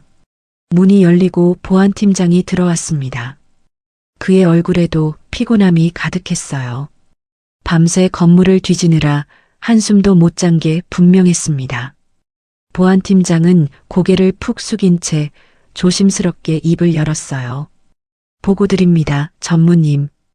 어제 저녁부터 오늘 새벽까지 청소 용역 업체 직원들을 전부 불러서 쓰레기 집화장부터 본관 화장실 천장, 휴게실 사물함 뒤, 비상구 구석구석까지 샅샅이 다 뒤졌습니다만 박 전무가 천천히 고개를 돌려 보안팀장을 쳐다봤습니다. 그 눈빛이 너무 차가워서 보안팀장은 자기도 모르게 뒷걸음질을 쳤어요. 말해봐. 찾았어? 못 찾았어? 보안팀장은 침을 꿀꺽 삼키며 기어들어가는 목소리로 대답했습니다. 휴대폰은 나오지 않았습니다. 쾅! 박 전무가 책상 위에 놓인 명패를 집어던졌습니다. 금속 명패가 벽에 부딪히며 요란한 소리를 냈어요. 산산조각이 나서 바닥에 떨어졌습니다. 보안팀장이 움찔하며 몸을 움츠렸어요. 없다고? 이 건물 안구석구석을 다 뒤졌는데 없다고? 박 전무는 거칠게 넥타이를 풀어헤치며 자리에서 벌떡 일어났습니다. 그럼 답은 하나지. 그 여자가 가져간 거야. 내가 지갑 도둑으로 몰았을 때 그 여자 눈빛. 분명 뭔가 숨기고 있었어. 박 전무는 주먹으로 책상을 내리쳤습니다. 책상 위에 서류들이 와르르 쏟아졌어요. 분명 어딘가에 숨겨서 나간 게 확실해. 박 전무는 인터폰 버튼을 거칠게 눌렀습니다. 비서실, 당장 들어와. 잠시 후 비서가 황급히 문을 열고 들어왔습니다. 손에는 누런 대봉투를 들고 있었어요. 전무님 부르셨습니까? 어제 시킨 뒷조사 제대로 했겠지? 비서는 대봉투를 조심스럽게 책상 위에 올려놓았습니다. 네, 전무님. 김다은에 대해 조사한 내용 전부 여기 있습니다. 박 전무는 봉투를 낚아채듯 집어들었어요. 거칠게 봉투를 뜯어 안에 있던 서류들을 쏟아냈습니다. 가족관계 증명서가 제일 먼저 보였어요. 박 전무는 그걸 집어들고 눈을 가늘게 뜨며 읽기 시작했습니다. 김다은 27살. 부모는 고등학교 2학년 때 교통사고로 사망. 그 후 할머니 손에서 자람. 박전무의 입꼬리가 비틀어졌습니다.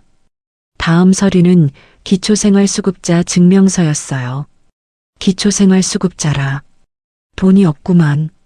그 밑에는 병원 진단서가 있었습니다. 박전무는 그걸 집어들고 천천히 읽었어요. 할머니, 치매로 현재 요양 중. 박전무의 눈빛이 번뜩였습니다. 그리고 제일 밑에 있던 사진 한 장을 집어들었어요. 휠체어에 앉은 할머니의 모습이었습니다. 허리가 굽고 머리가 하얗게 센 할머니가 카메라를 보며 어리둥절한 표정을 짓고 있었어요. 박전무는 그 사진을 책상 위에 탁 하고 내려놓았습니다. 그리고는 손가락으로 할머니의 얼굴을 톡톡 치며 비릿한 미소를 지었어요. 치매 노인이라 판단력도 없겠네. 비서가 조심스럽게 말을 이었습니다. 할머니 병원비를 대느라 사채까지 쓴 적이 있다고 합니다. 현재도 매달 병원비 때문에 쪼들리고 있고요. 조사 결과 할머니는 김다은의 유일한 혈육입니다. 박전무의 미소가 더 짙어졌습니다. 유일한 혈육. 그럼 목숨보다 아끼겠네. 박전무는 다시 할머니 사진을 집어들고 한참 바라봤어요. 무언가 계획을 세우는 듯한 표정이었습니다. 보호자는 일용직 청소부고 치매 노인은 판단력이 없고 강제 입원시키기 딱 좋은 조건이네. 비서와 보안팀장의 얼굴이 굳었습니다. 설마 하는 불길한 예감이 들었거든요. 박전무는 전화기를 집어들었습니다. 당장 사설 요양원 업체 중에 입 무거운 곳 알아봐. 그리고 앰뷸런스 한 대 준비하고 덩치 좋은 직원들로. 전무님 그건. 보안팀장이 말을 꺼내려 했지만 박 전무가 손으로 막았습니다. 입 다물고 시키는 대로만 해. 오늘 안으로 처리해. 네, 알겠습니다. 보안팀장은 깍듯하게 대답했죠. 같은 시각 다은의 집은 평화로운 아침이었습니다. 다은은 고무장갑을 끼고 부엌에서 설거지를 하고 있었어요. 할머니가 아침으로 드신 죽그릇을 정성스럽게 씻고 있었죠. 달그락 달그락. 그릇 부딪히는 소리가 좁은 집안에 울려 퍼졌어요. 안방에서는 할머니가 텔레비전을 보고 계셨습니다. 아침 드라마가 나오고 있었죠. 할머니는 화면을 보며 어린아이처럼 웃거나 화를 내셨어요. 어머, 저 사람 나빠라. 왜 저래? 할머니의 목소리가 안방에서 들려왔습니다. 다은은 미소를 지으며 큰 소리로 대답했어요. 할머니, 드라마 재밌으세요? 응, 재밌는데 저 사람이 너무 나빠. 다은은 그릇을 다 씻고 헹구기 시작했습니다. 물소리가 경쾌하게 울렸어요. 할머니, 이따가 점심에는 계란찜 해줄까요? 할머니 좋아하시는 말랑말랑한 거요. 오, 좋지. 나는 우리 다은이가 해주는 게 제일 맛있어. 다은은 피식 웃으며 헹군 그릇을 건조대에 올려놓았습니다. 설거지를 마치고 할머니 점심을 미리 준비하려고 할 때였어요. 띠리리링, 띠리리링. 식탁 위에 놓인 휴대폰이 요란하게 울렸어요. 다은은 고무장갑을 벗으며 휴대폰을 집어들었습니다. 화면에는 발신자 표시 제한이라고 떠 있었어요. 누구지? 다은은 고개를 갸웃하며 통화 버튼을 눌렀습니다. 여보세요? 김다은 씨? 수화기 너머로 차갑고 건조한 남자 목소리가 들려왔습니다. 다은은 그 목소리를 단번에 알아챘어요. 툭! 다은의 손에서 고무장갑이 바닥으로 떨어졌습니다. 심장이 쿵하고 발끝까지 내려앉는 것 같았어요. 나야, 박전무. 다은의 온몸이 얼어붙었습니다. 손이 부들부들 떨렸어요. 전무님이 어떻게 제 번호를. 직원 신상 터는 건 일도 아니지. 박 전무의 목소리는 여유로웠습니다. 마치 쥐를 가지고 노는 고양이 같았어요.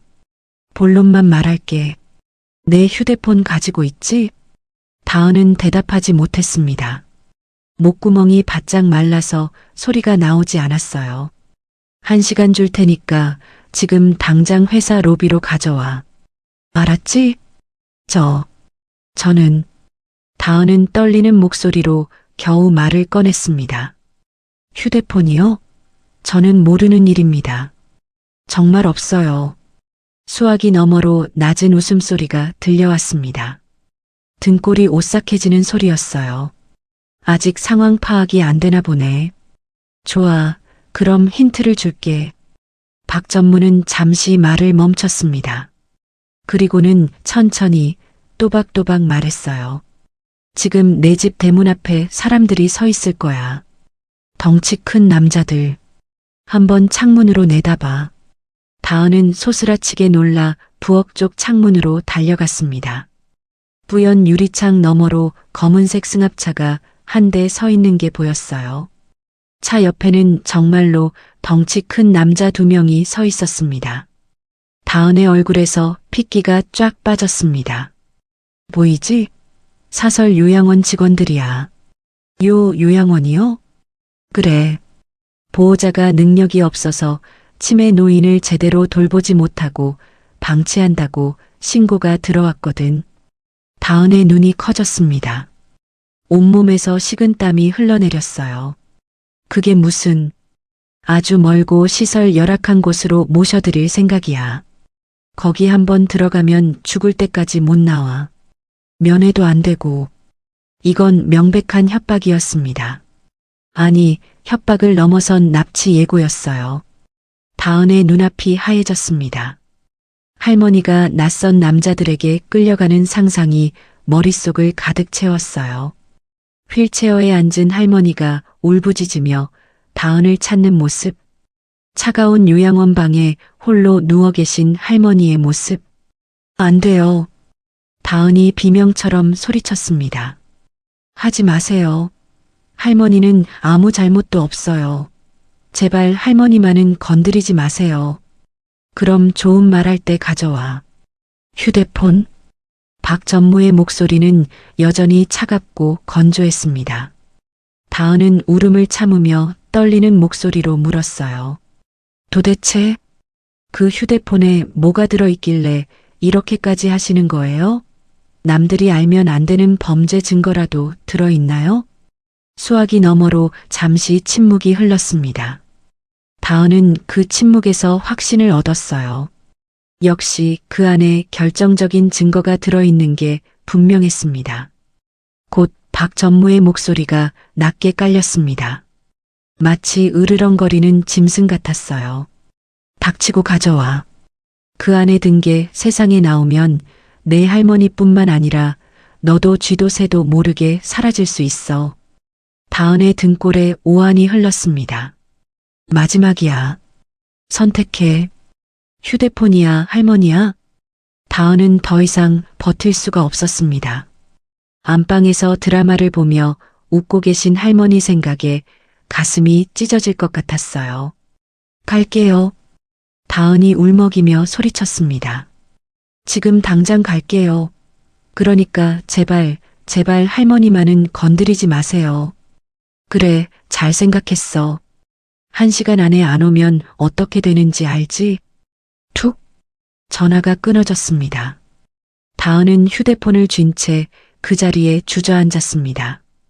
온몸에 힘이 하나도 없었어요. 손이 너무 떨려서 휴대폰을 떨어뜨릴 뻔했습니다. 어떡하지? 어떻게? 이성적인 판단이 불가능했습니다. 머릿속이 새하얗게 비었어요. 지금 당장 휴대폰을 주지 않으면 할머니와 영영 헤어질지도 몰랐습니다. 다은은 벌떡 일어나 안방으로 달려갔습니다. 장롱문을 열고 제일 아래 칸에 있는 예단함을 꺼냈어요. 손이 너무 떨려서 뚜껑을 2번이나 놓쳤습니다. 예단함을 열자 손수건에 쌓인 휴대폰이 보였습니다. 다은은 그걸 꺼내 움켜쥐었어요. 안방 문을 닫으며 할머니에게 소리쳤습니다. 할머니, 제가 잠깐 나갔다 올게요. 문 절대 열어주면 안 돼요. 누가 와도 절대 문 열어주지 마세요. 다은아, 어디가? 나 무서운데. 할머니의 불안한 목소리가 들렸지만 다은은 대답할 수 없었습니다. 신발도 제대로 신지 못한 채 현관문을 열고 뛰쳐나갔어요. 좁은 골목길을 미친 듯이 달렸습니다.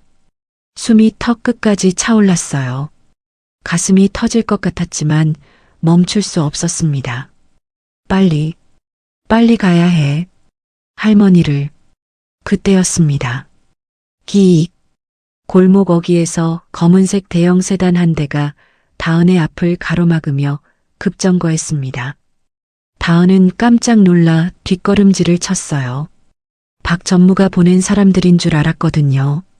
공포에 질린 다은은 휴대폰을 등 뒤로 숨겼습니다. 그때 뒷좌석 문이 벌컥 열렸습니다. 지팡이를 짚은 노신사가 급하게 차에서 내렸어요. 박만석 회장이었습니다. 다은 씨, 만석의 목소리를 듣는 순간 다은의 다리에서 힘이 쭉 빠졌습니다.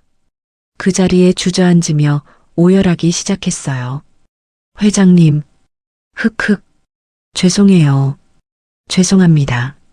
만석이 다급하게 다은에게 다가왔습니다. 무슨 일인가? 왜 이렇게 울고 있나? 전무님이 사람들을 보냈대요. 지금 당장 휴대폰 안 가져가면 할머니를 요양원에 가둬버린대요. 다은은 울면서 말을 이었습니다.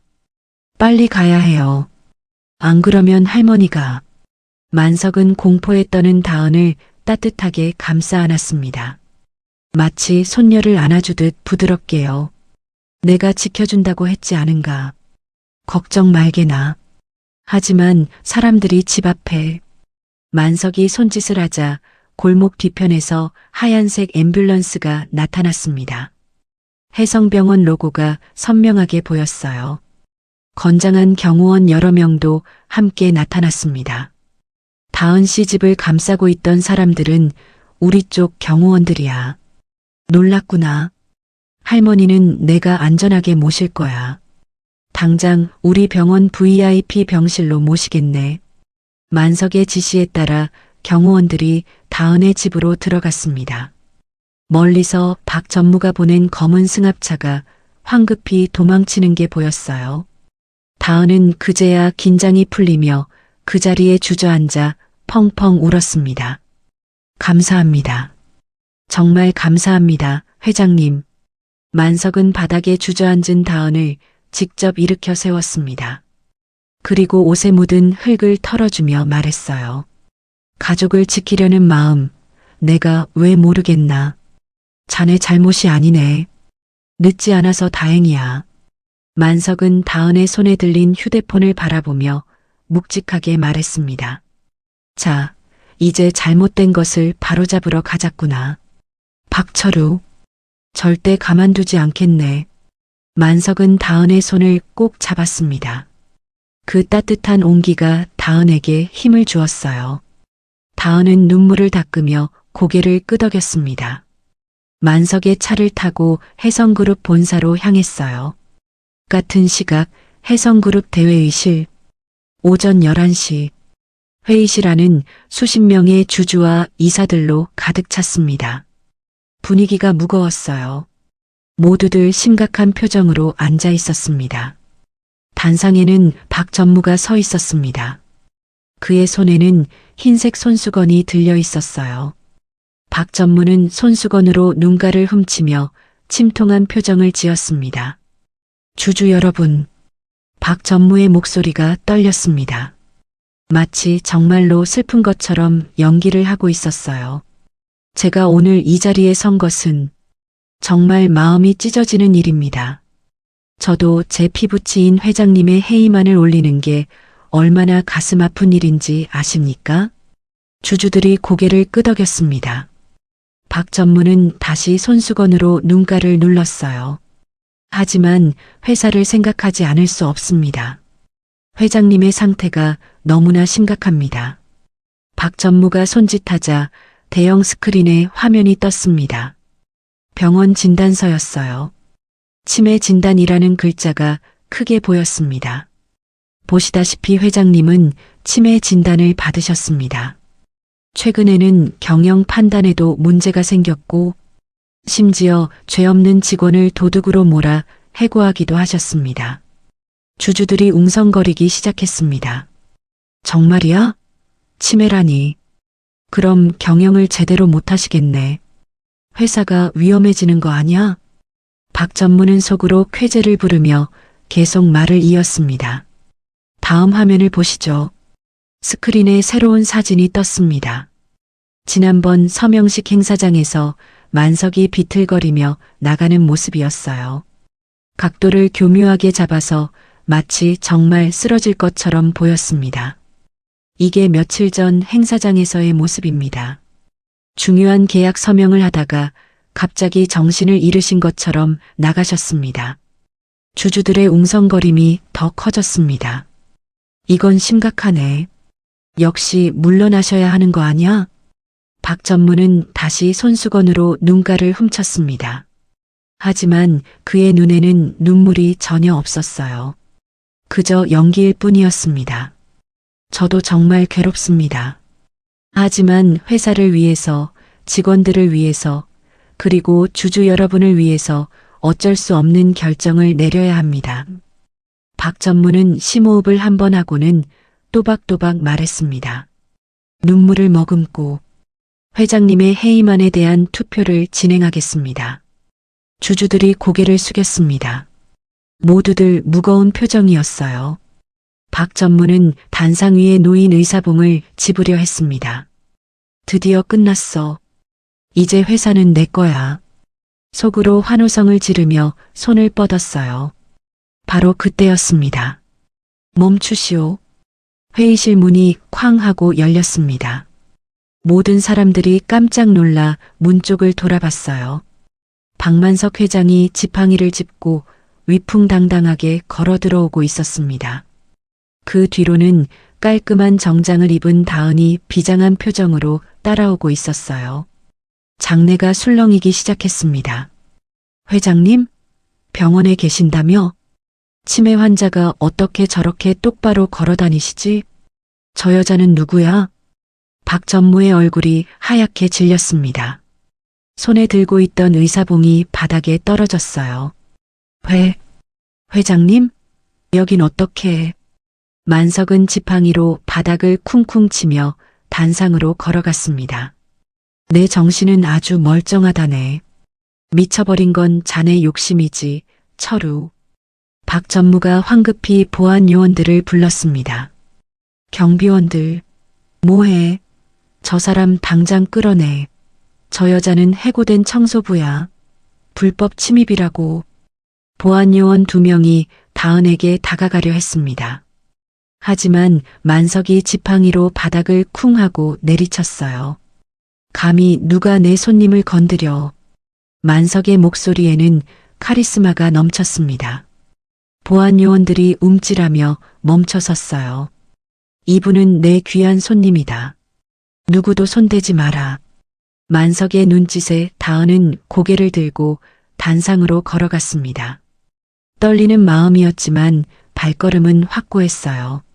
주주들이 수군거렸습니다. 저 여자가 누구지? 손에 뭘 들고 있는 거야? 다은은 단상 위로 올라가 마이크 앞에 섰습니다. 심호흡을 한 번 하고는 또렷하게 말했어요. 안녕하십니까? 저는 이 건물에서 청소 일을 하던 김다은이라고 합니다. 장내가 조용해졌습니다. 모두들 다은을 주목했어요. 박 전무님은 저를 도둑으로 몰아 해고했습니다. 하지만 다은은 잠시 말을 멈추고 박 전무를 똑바로 쳐다봤습니다. 진짜 도둑은 따로 있습니다. 바로 박 전무님입니다. 뭐라고?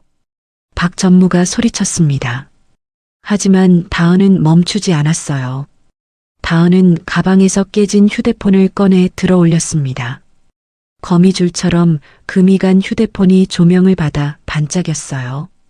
이것은 박 전무님이 증거를 인멸하기 위해 직접 부수고 버린 휴대폰입니다. 이 안에 전무님이 회사를 팔아넘기려 한 모든 증거가 들어 있습니다. 주주들이 놀라서 웅성거리기 시작했습니다. 증거라니? 무슨 증거? 회사를 팔아넘긴다고? 다은은 휴대폰을 프레젠테이션 케이블에 연결했습니다. 대형 스크린에 깨진 휴대폰 화면이 크게 떴어요. 화면에는 비밀번호 입력창이 보였습니다. 그 아래에는 작은 글씨로 남은 횟수 5회라고 적혀 있었어요. 박 전무가 코웃음을 쳤습니다. 여유를 되찾은 듯 했어요. 아, 정말 웃기는 소설을 쓰는구만. 훔쳐간 내 휴대폰을 기어이 들고 왔군. 그래봤자 소용없어. 내가 어떻게 비밀번호를 알아? 박 전무는 주주들을 향해 큰 소리로 말했습니다. 여러분, 저 휴대폰은 제 업무용 보안폰입니다. 회사 기밀을 지키기 위해 특수 설정을 해뒀죠. 5번만 비밀번호를 틀리면 안에 있는 모든 데이터가 자동으로 삭제됩니다. 주주들이 놀라서 다은을 쳐다봤습니다. 다은도 긴장한 표정이었어요. 박 전무가 비웃듯 말했습니다.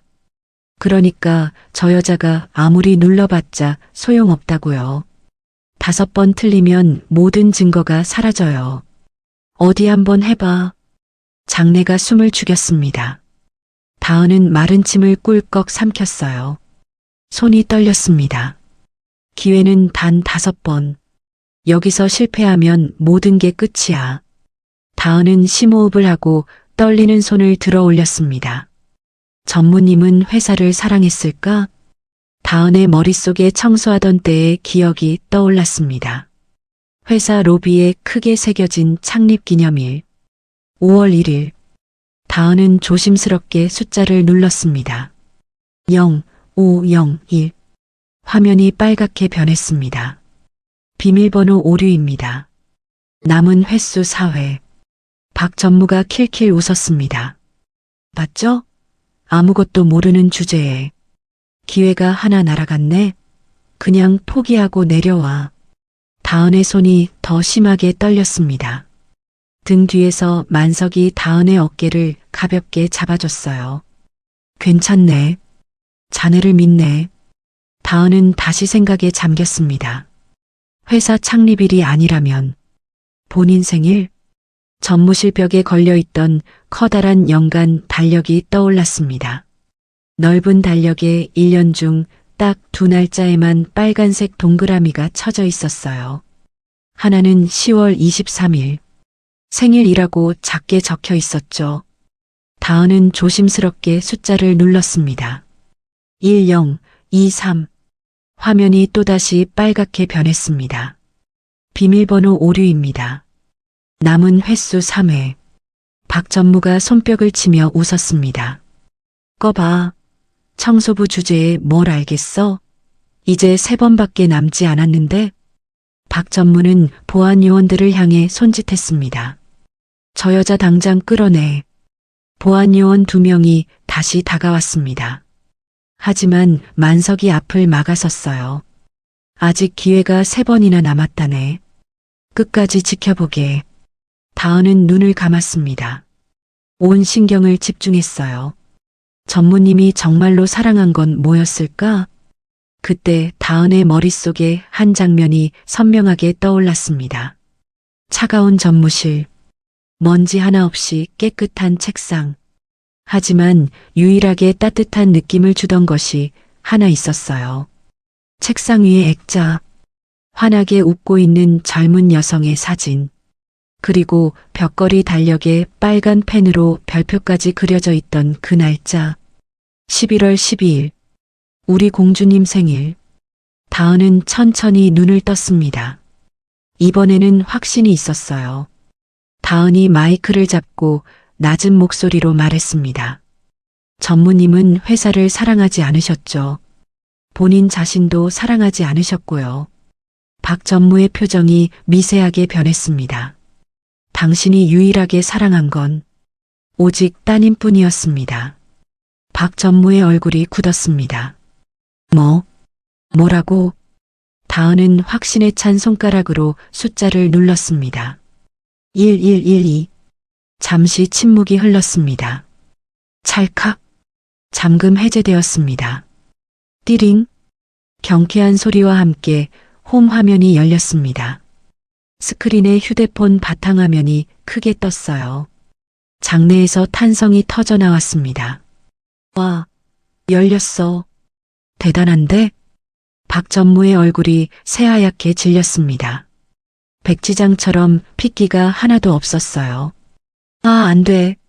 꺼. 당장 끄지 못해. 박전무가 단상으로 뛰어오려 했습니다. 하지만 경호원들이 재빨리 그를 막았어요. 다은은 멈추지 않았습니다. 홈 화면에서 통화 녹음 앱을 찾아 눌렀어요. 화면에 녹음 파일 목록이 떴습니다. 다은은 가장 최근 파일을 눌렀습니다.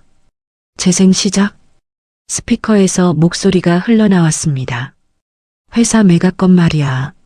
서류는 다 준비됐고 오늘 서명만 받으면 돼. 그 노인네가 뭘 알겠어? 치매 온 것처럼 연기만 잘하면 되니까. 박전무의 목소리였습니다. 너무나 선명하게 들렸어요. 회장 치매로 만들어서 경영권 빼앗는 거야. 법적으로 문제없게 서류는 다 준비됐어. 그래, 치매 진단서는 가짜야. 그거 들키면 끝이라고. 장내가 술렁이기 시작했습니다. 저게 무슨 소리야? 치매 진단서가 가짜라고? 녹음은 계속 이어졌습니다. 매각 대금 들어오면 바로 송금해. 우리 딸 학비 끊기면 당신들 다 죽을 줄 알아. 일 끝나면 난 바로 해외로 뜰 거니까. 주주들이 자리에서 벌떡 일어났습니다. 이게 무슨 일이야? 회사를 팔아먹으려 했다고? 배신자 아냐? 박전무는 바닥에 주저앉았습니다. 다리에 힘이 하나도 없었어요. 내 딸 생일을. 박전무는 망연자실한 표정으로 중얼거렸습니다. 만석이 천천히 박전무에게 다가갔습니다. 지팡이로 바닥을 쿵쿵 치는 소리만 회의실에 울렸어요. 철우. 만석의 목소리는 차갑고 무거웠습니다. 자네는 내 조카였네. 내가 믿고 회사를 맡겼던 사람이었어. 그런데 이렇게 날 배신하다니. 박전무는 고개를 들지 못했습니다. 온몸이 떨리고 있었어요. 만석은 마이크를 잡고 주주들을 향해 말했습니다. 주주 여러분, 보셨다시피 제 정신은 멀쩡합니다. 치매 진단서는 조작된 것이었습니다. 모든 것은 박전무의 계획이었어요. 주주들이 고개를 끄덕였습니다. 만석은 다은을 바라보며 따뜻하게 미소 지었습니다. 그리고 이 모든 진실을 밝혀낸 사람은 바로 이 용감한 청년입니다. 김다은 씨입니다. 만석이 박수를 치기 시작했습니다. 곧 주주들도 하나둘 박수를 치기 시작했어요. 짝짝짝짝. 박수 소리가 회의실을 가득 채웠습니다. 다은의 눈에서 눈물이 주르륵 흘러내렸습니다. 투명인간 취급받던 청소부가 회사의 영웅이 되는 순간이었어요. 다은은 눈물을 닦으며 주위를 둘러봤습니다. 자신을 바라보는 수많은 시선들. 하지만 이번엔 무시하는 눈빛이 아니었어요. 존경과 감사의 눈빛이었습니다. 그때 단상 한쪽에서는 다른 광경이 펼쳐지고 있었습니다. 박전무가 바닥에 주저앉아 있었어요. 경호원들이 그의 양팔을 붙잡고 있었지만 박전무는 이미 저항할 힘도 없어 보였습니다. 박수 소리가 잦아들자 장내가 다시 웅성거리기 시작했습니다. 한 주주가 벌떡 일어나 소리쳤어요. 이게 무슨 소리예요?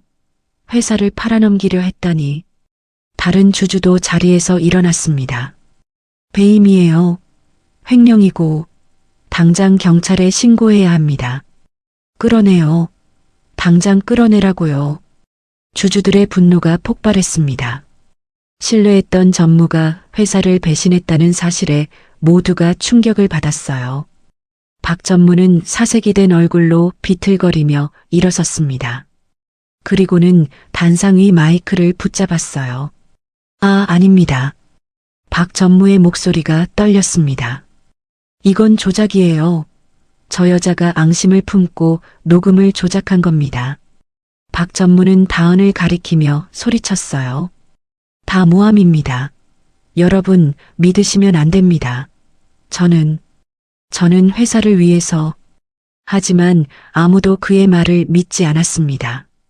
녹음 파일에 담긴 목소리는 너무나 선명했고 내용은 너무나 구체적이었거든요. 만석이 지팡이를 들어 바닥을 쿵 하고 내리쳤습니다. 증거가 이렇게 명백한데 어디서 혓바닥을 놀리나? 만석의 목소리는 우렁찼습니다. 70이 넘은 나이지만 카리스마는 여전했어요. 경호팀, 만석이 손짓하자 건장한 경호원 4명이 단상으로 올라왔습니다. 당장 저 사람을 끌어내. 그리고 경찰에 인계해. 네, 회장님. 경호원들이 박 전무의 양팔을 꺾어 제압했습니다. 박 전무가 발버둥을 쳤어요. 나, 이거 안 나? 내가 누군지 알아? 나는 이 회사 전무야. 전무라고. 하지만 경호원들은 꿈쩍도 하지 않았습니다. 오히려 더 단단히 붙잡았어요. 만석은 비서실장을 향해 차갑게 말했습니다. 비서실장, 지금 당장 경찰에 연락하게. 횡령, 배임 혐의로 고소할 거야. 네, 회장님. 즉시 연락하겠습니다. 비서실장이 급하게 회의실 밖으로 나갔습니다. 그리고 협박 혐의도 추가하게. 김다은 씨의 할머니를 협박한 것까지 전부 다. 알겠습니다. 만석은 다시 박 전무를 돌아봤습니다. 이 녹음 파일도 증거로 제출할 거야. 더 이상 변명은 소용없네. 박 전무는 경호원들에게 질질 끌려가고 있었습니다. 그때 박 전무가 다은을 돌아보며 소리쳤어요. 너, 내가 감히. 박 전무의 눈에는 광기가 서려 있었습니다. 내가 감히 내 앞길을 막아? 내 딸 유학비가 얼만지 알아? 박 전무의 목소리가 점점 커졌습니다. 이게 다 내 딸을 위해서였어. 내 딸 행복하게 해주려고 한 건데 뭐가 잘못된 거야? 장내가 조용해졌습니다. 모두가 박 전무를 바라봤어요. 다은은 피하지 않고 박 전무를 똑바로 쳐다봤습니다. 그리고는 차분하지만 단호한 목소리로 말했어요. 전무님. 다은의 목소리가 회의실에 울렸습니다. 전무님 따님도 아빠가 훔친 돈으로 공부하고 싶진 않을 거예요. 박 전무의 몸이 굳었습니다. 따님은 정직한 아버지를 원하셨을 거예요. 비록 가난해도 떳떳한 아버지를요. 다은은 잠시 말을 멈췄습니다. 그리고는 조용히 덧붙였어요. 그게 전무님이 따님에게 주는 마지막 생일 선물인가요? 범죄자 아버지라는 멍해요? 그 말에 박 전무는 할 말을 잃었습니다. 입을 벌렸다 닫았다를 반복했지만 아무 소리도 나오지 않았어요. 박 전무의 고개가 천천히 떨어졌습니다. 어깨가 축 처졌어요. 욕심에 눈이 멀어 딸에게 씻을 수 없는 상처를 준 비참한 아버지의 모습이었습니다. 끌고 나가. 만석의 명령에 경호원들이 박 전무를 회의실 밖으로 끌고 나갔습니다. 나 달란 말이야. 박 전무의 처절한 비명소리가 복도에 울려 퍼졌습니다. 하지만 그 소리는 점점 멀어지더니 이내 사라졌어요. 회의실 안에는 무거운 침묵이 흘렀습니다. 그때 만석이 지팡이를 짚고 단상 중앙으로 걸어갔습니다. 그의 걸음걸이는 무거웠어요. 만석은 마이크 앞에 서서 심호흡을 했습니다.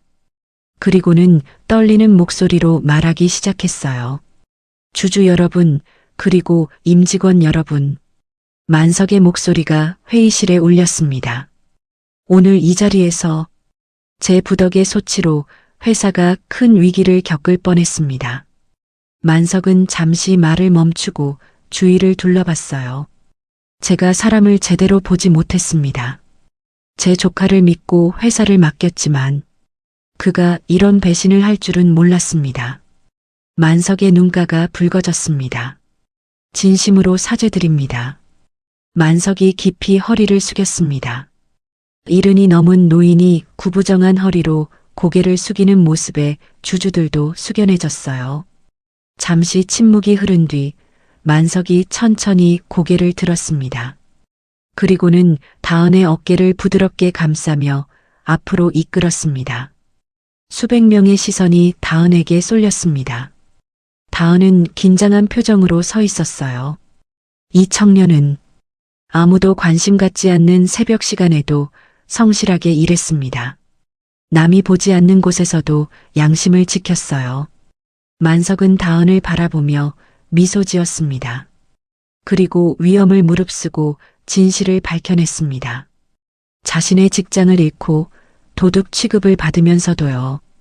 주주들이 고개를 끄덕였습니다. 만석은 목소리를 높였어요. 모두가 외면할 때 가장 낮은 곳에서 용기를 내어 진실을 말해준 이 청년에게 다시 한번 박수를 부탁드립니다. 만석이 먼저 박수를 쳤습니다. 그리고 순식간에 모든 사람들이 일어나 박수를 쳤습니다. 이사들이 다은에게 다가와 고개를 숙여 인사했습니다. 정말 감사합니다. 용기 있는 행동이었습니다. 덕분에 회사를 지켰습니다. 다은은 얼떨떨해서 어쩔 줄 몰랐어요. 계속 고개를 숙이며 인사했습니다. 아니에요. 제가 한 건 별로 없어요. 하지만 박수는 멈추지 않았습니다. 오히려 더 커졌어요. 다은의 눈에서 다시 눈물이 흘러내렸습니다. 이번엔 기쁨의 눈물이었어요. 벅차오르는 감정에 눈시울이 붉어졌습니다. 한참 후 모든 소동이 끝났습니다. 주주총회는 박 전무의 해임과 만석의 연임을 만장일치로 결정했어요. 경찰도 도착해서 박 전무를 연행해 갔습니다. 다은은 만석의 안내로 회장실 옆 응접실로 갔습니다. 다리에 힘이 하나도 없었어요. 소파에 앉자마자 긴장이 풀리며 온몸이 떨렸습니다. 끝났어. 정말 끝났어. 다은은 소파에 깊숙이 몸을 파묻었습니다. 손이 덜덜 떨렸어요. 만석이 응접실 한쪽에 있는 작은 주방으로 갔습니다. 잠시 후 김이 모락모락 나는 찻잔을 들고 돌아왔어요. 자, 마시게. 만석이 다은에게 유자차를 건넸습니다. 다은이 놀란 표정으로 찻잔을 받았어요. 회장님이 직접. 괜찮네. 자네가 새벽에 내게 차를 타줬듯이 이제 내가 자네에게 차를 타주는 거지. 다은은 찻잔을 두 손으로 감싸 쥐었습니다. 따뜻한 온기가 손바닥을 타고 전해졌어요. 그 온기가 얼어붙었던 몸을 녹여주는 것 같았습니다. 만석이 다은 옆에 앉았습니다. 많이 놀랐지? 네. 다은은 고개를 끄덕였습니다. 그리고는 문득 걱정스러운 표정으로 물었어요. 회장님, 할머니는요? 정말 괜찮으신 거죠? 만석이 따뜻하게 미소 지었습니다. 그럼 지금 우리 병원 VIP 병동에서 간호사들이 극진히 모시고 있네. 만석은 주머니에서 휴대폰을 꺼내 다은에게 보여줬어요. 화면에는 깨끗한 병실에서 환하게 웃고 계신 할머니의 사진이 있었습니다. 방금 병원장에게 보고받았는데 말이야. 점심도 두 그릇이나 비우시고 지금은 낮잠 주무신다더군. 그 말을 듣는 순간 다은은 참았던 감정이 터져 나왔습니다. 흐엉, 엉엉. 다은이 아이처럼 엉엉 울기 시작했어요. 너무 무서웠어요. 할머니 잘못되는 줄 알고. 다은은 찻잔을 테이블에 놓고 얼굴을 두 손으로 가렸어요. 어깨가 들썩이며 울었습니다. 전무님이 전화했을 때 정말 세상이 무너지는 줄 알았어요. 만석은 다은의 등을 부드럽게 토닥여줬습니다. 마치 손녀를 달래듯이요. 알아. 자네가 얼마나 무서웠을지 다 안다네. 만석의 목소리도 떨렸습니다. 미안하네. 내가 미리 막지 못해서. 자네가 그런 무서운 일을 겪게 해서. 아니에요. 다은이 고개를 저으며 울먹였습니다. 회장님 덕분에 할머니를 지킬 수 있었어요. 회장님이 안 계셨으면 저 혼자서는 할 수 없었을 거예요. 만석이 다은의 어깨를 꼭 안아줬습니다. 고맙다, 다은 씨. 자네 덕분에 나도 회사도 그리고 내 양심도 지켰어. 두 사람은 한참 동안 말없이 앉아 있었습니다. 1년이라는 시간이 흘렀습니다. 어느 화창한 봄날 아침 오전 8시 30분 해성그룹 본사 로비의 회전문이 빙글빙글 돌아가며 한 젊은 여성을 들여보냈습니다. 김다은이었어요. 하지만 1년 전의 다은과는 많이 달라져 있었습니다. 낡은 청소복 대신 깔끔한 베이지색 정장을 입고 있었어요. 머리도 단정하게 묶었고 얼굴에는 은은한 화장이 되어 있었습니다. 무엇보다 가장 큰 변화는 다은의 표정이었어요. 1년 전 피곤에 지쳐있던 얼굴 대신 이제는 자신감 넘치는 밝은 미소가 가득했습니다. 다은의 목에는 사원증이 걸려 있었어요. 해성복지재단 사회복지팀 김다은 주임이라고 적혀 있었습니다. 김 주임님, 좋은 아침이에요. 로비를 지나가던 직원이 환하게 웃으며 인사했습니다.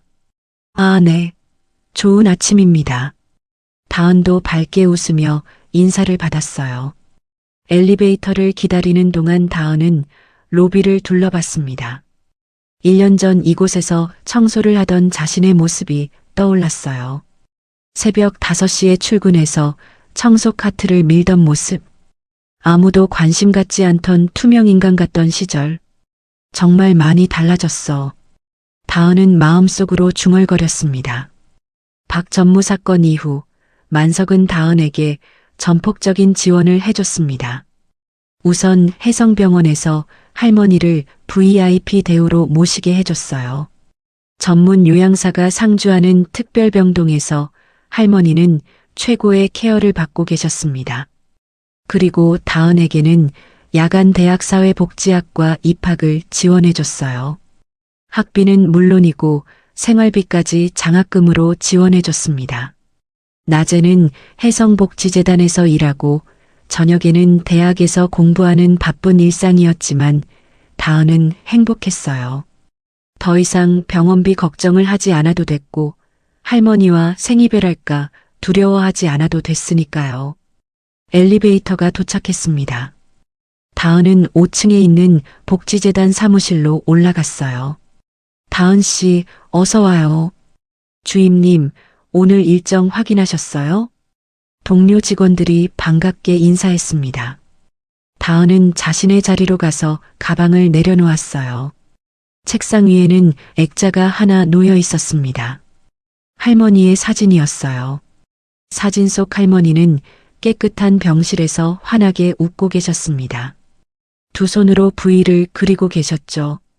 옆에는 같은 병동에 계신 할머니 친구분들도 함께 찍혀 있었어요. 다은은 사진을 보며 미소 지었습니다.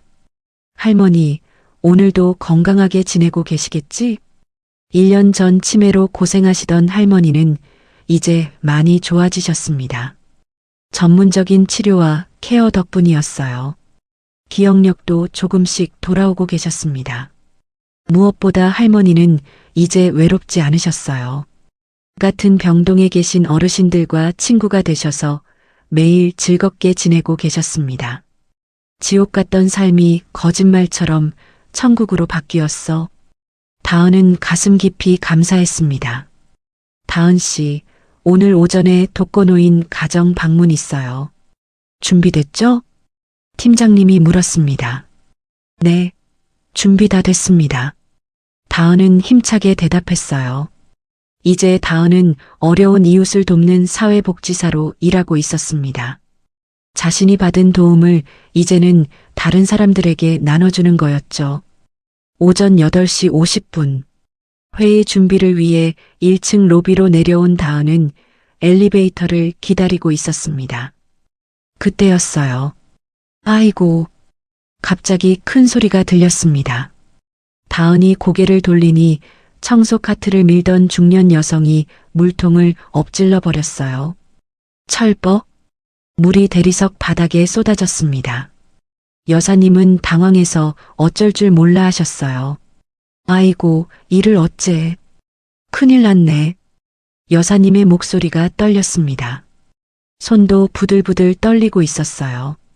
그때 출근하던 정장 입은 직원 몇 명이 지나갔습니다. 아이, 조심하시지. 쯧쯧 아침부터. 직원들은 혀를 차며 물웅덩이를 피해갔어요. 아무도 도와주지 않았습니다. 여사님은 더욱 당황하셨어요. 바닥에 쪼그리고 앉아 손으로 물을 닦으려 하셨습니다. 다은은 그 모습을 보며 1년 전 자신의 모습이 떠올랐습니다. 투명인간 취급받던 청소부 시절. 실수해도 아무도 도와주지 않던 그때. 다은은 망설이지 않고 여사님에게 달려갔습니다. 이모님. 다은이 여사님 옆에 쪼그리고 앉았어요. 괜찮으세요? 제가 도와드릴게요. 아니, 아가씨. 옷 버리게. 괜찮아요. 여사님이 손사래를 쳤지만 다은은 이미 청소 카트에서 대걸레를 꺼내고 있었습니다. 다은은 익숙한 솜씨로 대걸레를 바닥에 대고 물기를 닦아냈어요. 손놀림이 정말 능숙했습니다. 어머, 아가씨 잘하네. 여사님이 놀라서 말했어요. 다은이 활짝 웃으며 대답했습니다. 저도 1년 전엔 이 자리에서 바닥 닦았는걸요. 이게 제 전공이에요. 정말요? 네. 그래서 청소는 자신 있어요. 다은은 금방 바닥을 깨끗하게 닦아냈습니다. 그리고는 여사님을 도와 물통을 다시 카트에 올려드렸어요. 이모님, 다음부터는 물통을 카트 안쪽 깊숙이 넣어두세요. 그럼 안 넘어져요. 아이고, 고마워요, 아가씨. 정말 고마워요. 여사님이 다은의 손을 꼭 잡으며 감사 인사를 했습니다. 눈가에 눈물이 맺혀 있었어요. 괜찮으세요? 저도 예전에 많이 도움받았으니까요. 서로 돕고 사는 거죠. 다은은 환하게 웃으며 여사님께 인사하고 엘리베이터로 향했습니다. 그 모습을 멀리서 지켜보는 사람이 있었습니다. 로비 한쪽에서 다은을 바라보던 만석이었어요. 만석은 흐뭇한 표정으로 미소 지었습니다. 역시 내가 사람을 제대로 봤어. 다은은 여전히 겸손하고 따뜻한 마음을 가지고 있었습니다. 만석은 지팡이를 짚고 천천히 엘리베이터로 걸어갔습니다. 점심시간이었어요. 다은은 사무실에서 서류 작업을 하고 있었습니다. 오전에 방문했던 독거노인 가정의 보고서를 쓰고 있었어요. 그때 내선 전화가 울렸습니다. 따르릉, 따르릉. 네, 복지재단 김다은입니다. 김주임 나야. 만석의 목소리였습니다. 다은은 반가워서 얼굴이 환해졌어요. 회장님, 안녕하세요. 점심 먹었나? 아직이요. 지금 보고서 쓰고 있었어요. 그럼 회장실로 올라오게. 같이 점심 먹지. 네. 회장실로요? 그래. 특별한 점심을 준비했다네. 다은은 궁금한 마음에 서둘러 회장실로 올라갔습니다. 회장실 문을 열고 들어서자 만석이 소파에 앉아 기다리고 있었어요. 어서 오게. 앉아. 다은이 소파에 앉자 만석이 테이블 위에 놓인 것을 가리켰습니다. 은박지에 쌓인 김밥 2줄과 컵라면 2개가 놓여 있었어요. 이거, 다은의 눈이 커졌습니다. 자네가 일하던 그 김밥집에서 사왔다네. 행복 김밥집 말이야. 만석이 웃으며 말했습니다. 난 이상하게 이 김밥이 호텔 뷔페보다 맛있더라고. 그래서 오늘 아침에 비서한테 시켜서 사오게 했지. 다은은 뭉클해서 목이 메었습니다. 1년 전 자신이 땀 흘리며 김밥을 말던 그 가게. 만석이 변장하고 찾아왔던 그 가게. 회장님, 자, 빨리 먹어보게. 식기 전에.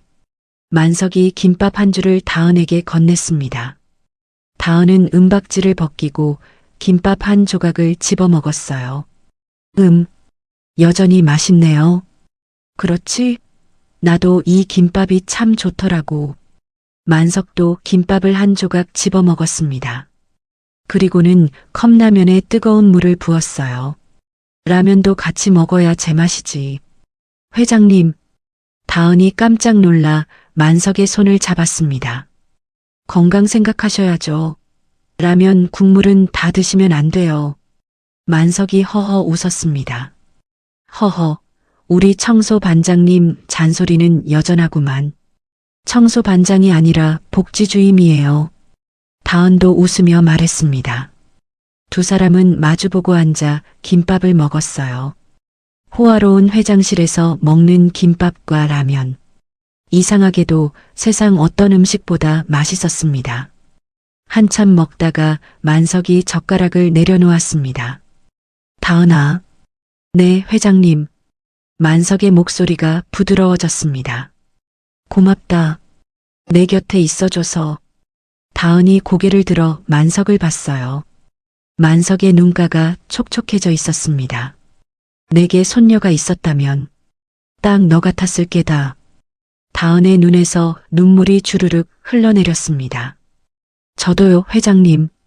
다은이 울먹이며 말했습니다. 저도 회장님 같은 할아버지가 계셔서 더 이상 세상이 춥지 않아요. 회장님이 저한테는 진짜 할아버지 같아요. 만석이 다은의 손을 꼭 잡았습니다. 나도 자네를 손녀처럼 여긴다네. 피는 안 섞였지만 마음으로는 진짜 가족이야. 두 사람은 한참 동안 손을 잡고 있었습니다.